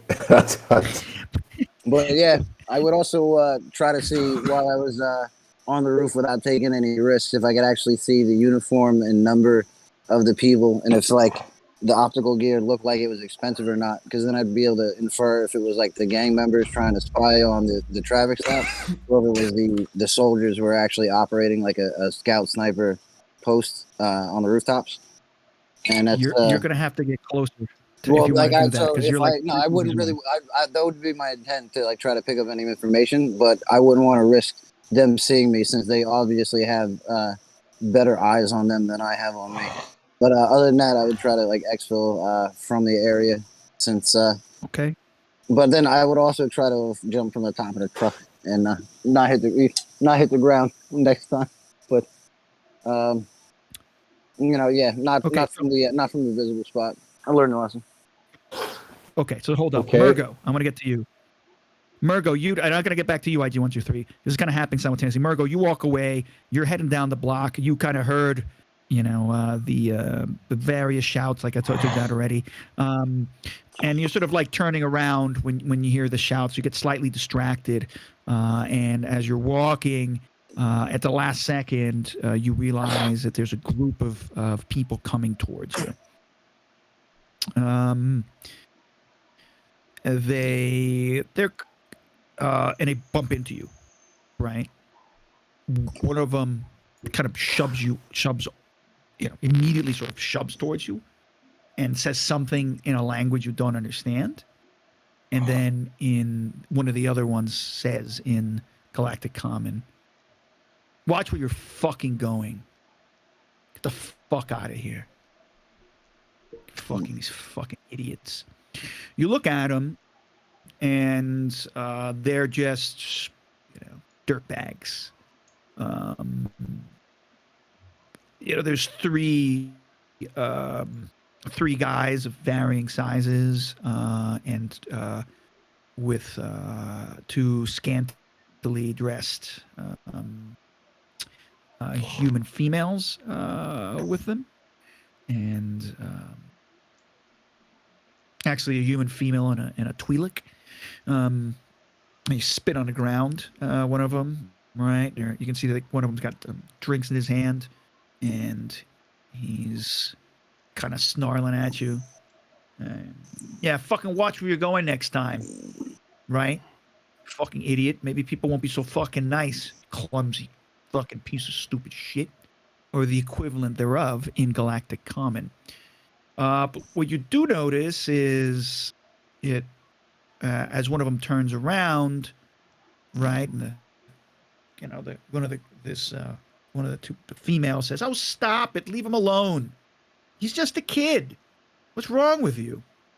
And she sort of pulls on his clothing, and you don't really know what's going on, but it's enough for you to see just the edge of a blaster pistol in a holster underneath, like a shoulder holster in the jacket. And he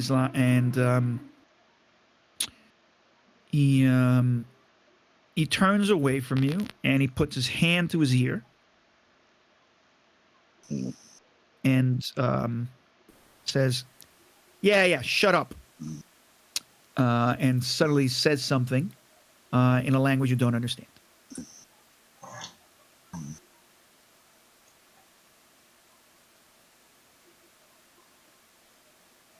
Okay? And you just can keep on walking, right? So they just don't do anything to you. But they just kind of walk off. And they seem to loiter around a little bit. I.e., they walk a little further and then they stop. And then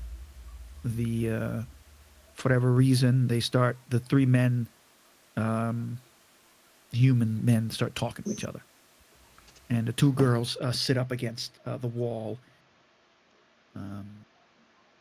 and just chat amongst each other. Tarast, IG123, you not only heard one group, but you heard two groups, because there was a group to the right that said, obviously recognized Saikin jumping up the wall, and then to the left where you see Tarast a little further up walking out of this, he's inside this sort of shitty, some kind of strange. Would you describe it as a hut? Human foodstuffs. There's a bunch of drunks who also seem to have an explanation and pointed towards the sky when Saikin jumped.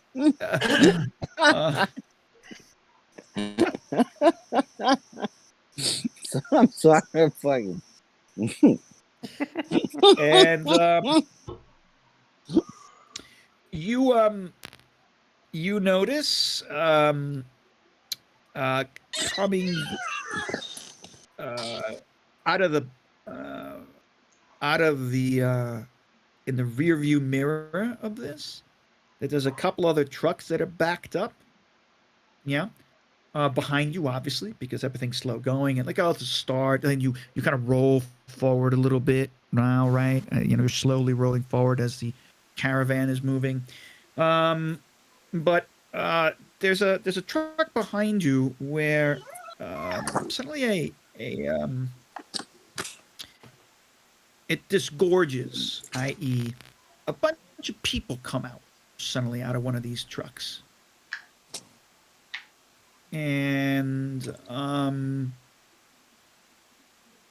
you can see that they're carrying, those some kind of metal sticks in their hands. And they start banging on the trucks as they walk by. That's about 4 trucks behind you. You can't really see who they are because the lighting's not bad. They just look like normal humans. But they're screaming something, and you see one of them, bang with his stick into one of the cabs in the back. And he I yells, just say to R7, say, can you take the control of the truck? Mm-hmm. I'm going out. I will be back. Something like that. I got my rifle. Get out from the truck. Get close to the guy that is hitting our truck. There is someone hitting our truck, right? No, it's just like this is They're 3 making their trucks way back, up. right? So this, they're entende. Eles están en Okay, they're open way. Eles têm como 3 caminhões atrás, começando a sair. Você olha no seu lado, mas você pode ouvir. Está nos 2 lados. Alguém está saindo lá. Tem grupo, uma gangue que está saindo aí. Tem como se chama? They got like lead pipes essentially, right? And they're starting to bang trucks and yelling at people. And opening the cabs and pulling people out. Okay, they're just open a way and find a way to get rid of the. So you're gonna open the door to your cab. You're gonna get out. You're gonna sort of unfurl your insect-like legs. You're gonna crawl out. Yeah. So you're gonna come out with your major weapon. Is that? Yes, definitely. Okay. And just look. Okay. And walk. Kai, I'm going to let the traffic ahead of me move a little bit further so I have some space to maneuver if I need to. Okay. To Rast, you're kind of Here we go again. walking out, and you got your milk and your stale bread. And, I've got bread and milk in one hand. Picture And with then a six-shooter in his fucking holster. The can of beer or whatever I've opened. Yeah, I mean, this isn't I'm beer. not drinking I get my This is rifle, like- I get out from the truck and thinking this has become tedious. And then- I mean, I don't know. It's whatever you want to do. But remember, you're only legally allowed to kill bounties. IG, you're only legally allowed to kill bounties, right? Yeah. But anybody in the galaxy is allowed the right to self-defense, aren't they? Yeah. Technically. I'm just acting in the self-defense. Is one of the is one of the 3 laws. That's right. He can't allow harm to come to himself as long as he doesn't harm any humans, right? Yeah. Something like that. Sometimes I ignore the other 2, but This I'm way following one. you shoot the wound in this situation, you know? Okay. You're good enough to aim for like limbs instead of chests and heads. Aim to maim instead of kill. Okay. To Rast, so you you see IG-123, right? You're kind of getting this can, and you bring the can to your lips, and this can is like that one Hei cachaça that they Yeah. sell, right? In some places, you know, But or I if don't it- want to actually drink it. I just want to smell of it. Yeah? I mean, you already get woozy when you open it up. I mean, it might be cachaça mixed with kerosene. You're not really quite sure what this is. You're not confident it's purely distilled out, ethanol, or in the Star Wars universe. It is fucking potent, and it sears your eyes a little bit actually as you sort of get it close to your mouth. Murgo, sorry about this, but that kind of happens, and you kind of nonchalantly walk off, and you don't see anything, and it's kind of when you're reaching the corner, and you're maybe about to turn, that you hear this like banging, and you turn, you at a corner of your eye you see some movement, and then you will notice that there are maybe on this side of the street about 5 individuals, 2 humans,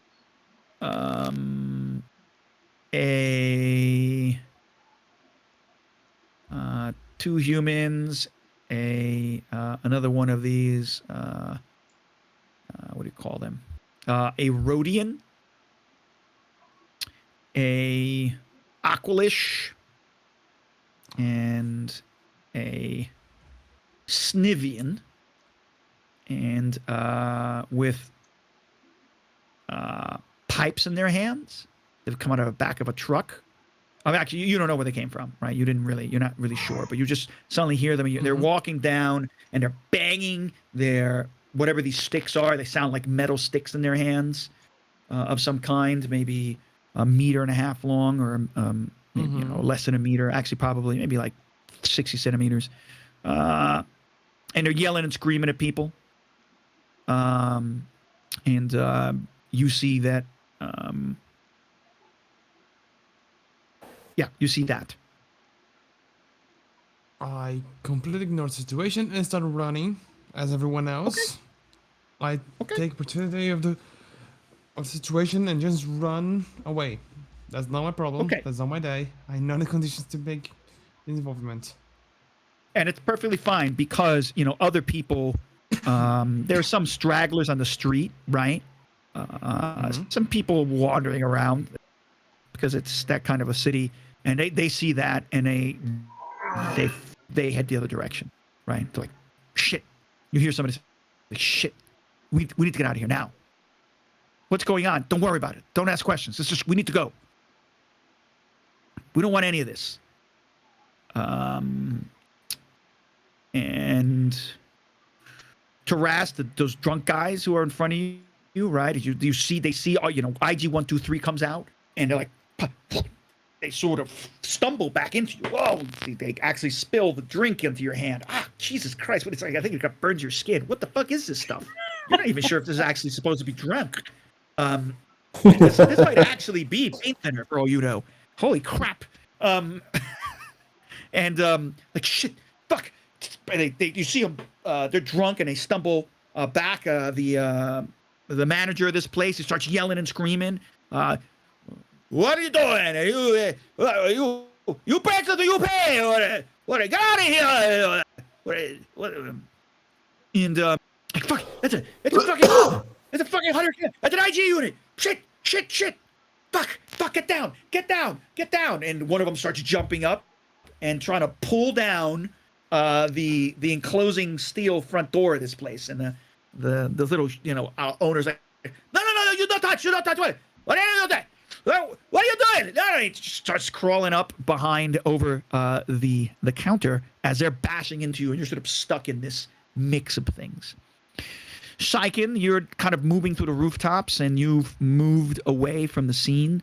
You kind of hear some shouting behind you, but we don't know what's going on. Besides the fact that the last thing you heard was IG-123 telling you that you've been spotted.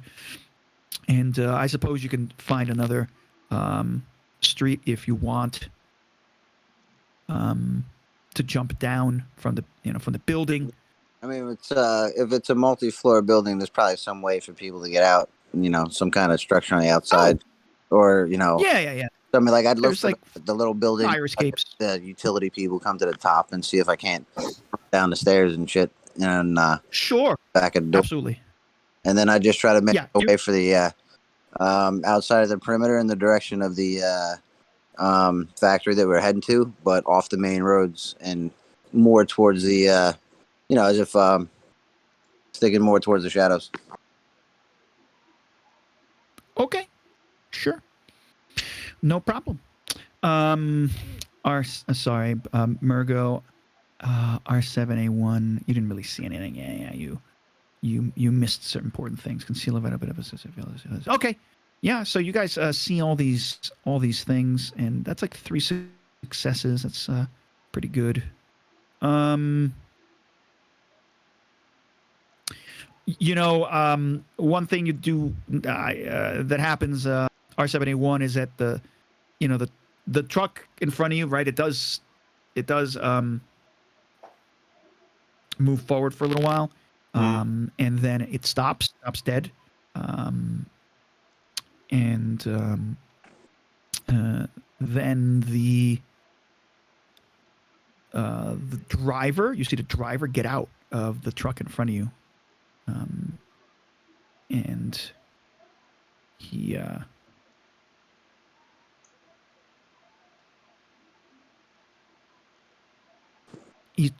he gets out, and he looks around, sort of confused. He starts running, basically out of the cab, right? He looks around and he sees what's happening. He sees those guys over there. He actually running in the other direction.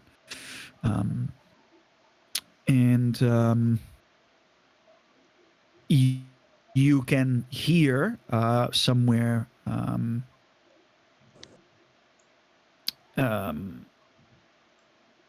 up ahead, because he kind of runs into like a pool of shadow, because the street lights blinking on and off, and you hear a grunt of pain, and some a heavy sounds like a body falling to the floor. Streets are clearing, and IG-123, your gun is being leveled. The trucks are being banged. Murgo is on the street with a variety of other people who are trying to get out of the area. And I'm going to leave it at that, as we'll see what happens next episode. All right. Whoa. Cool beans. Welcome back, Kai. Welcome back, man. Yeah. Thanks, guys. As soon as I saw like the reminder on my calendar that we had fucking shit that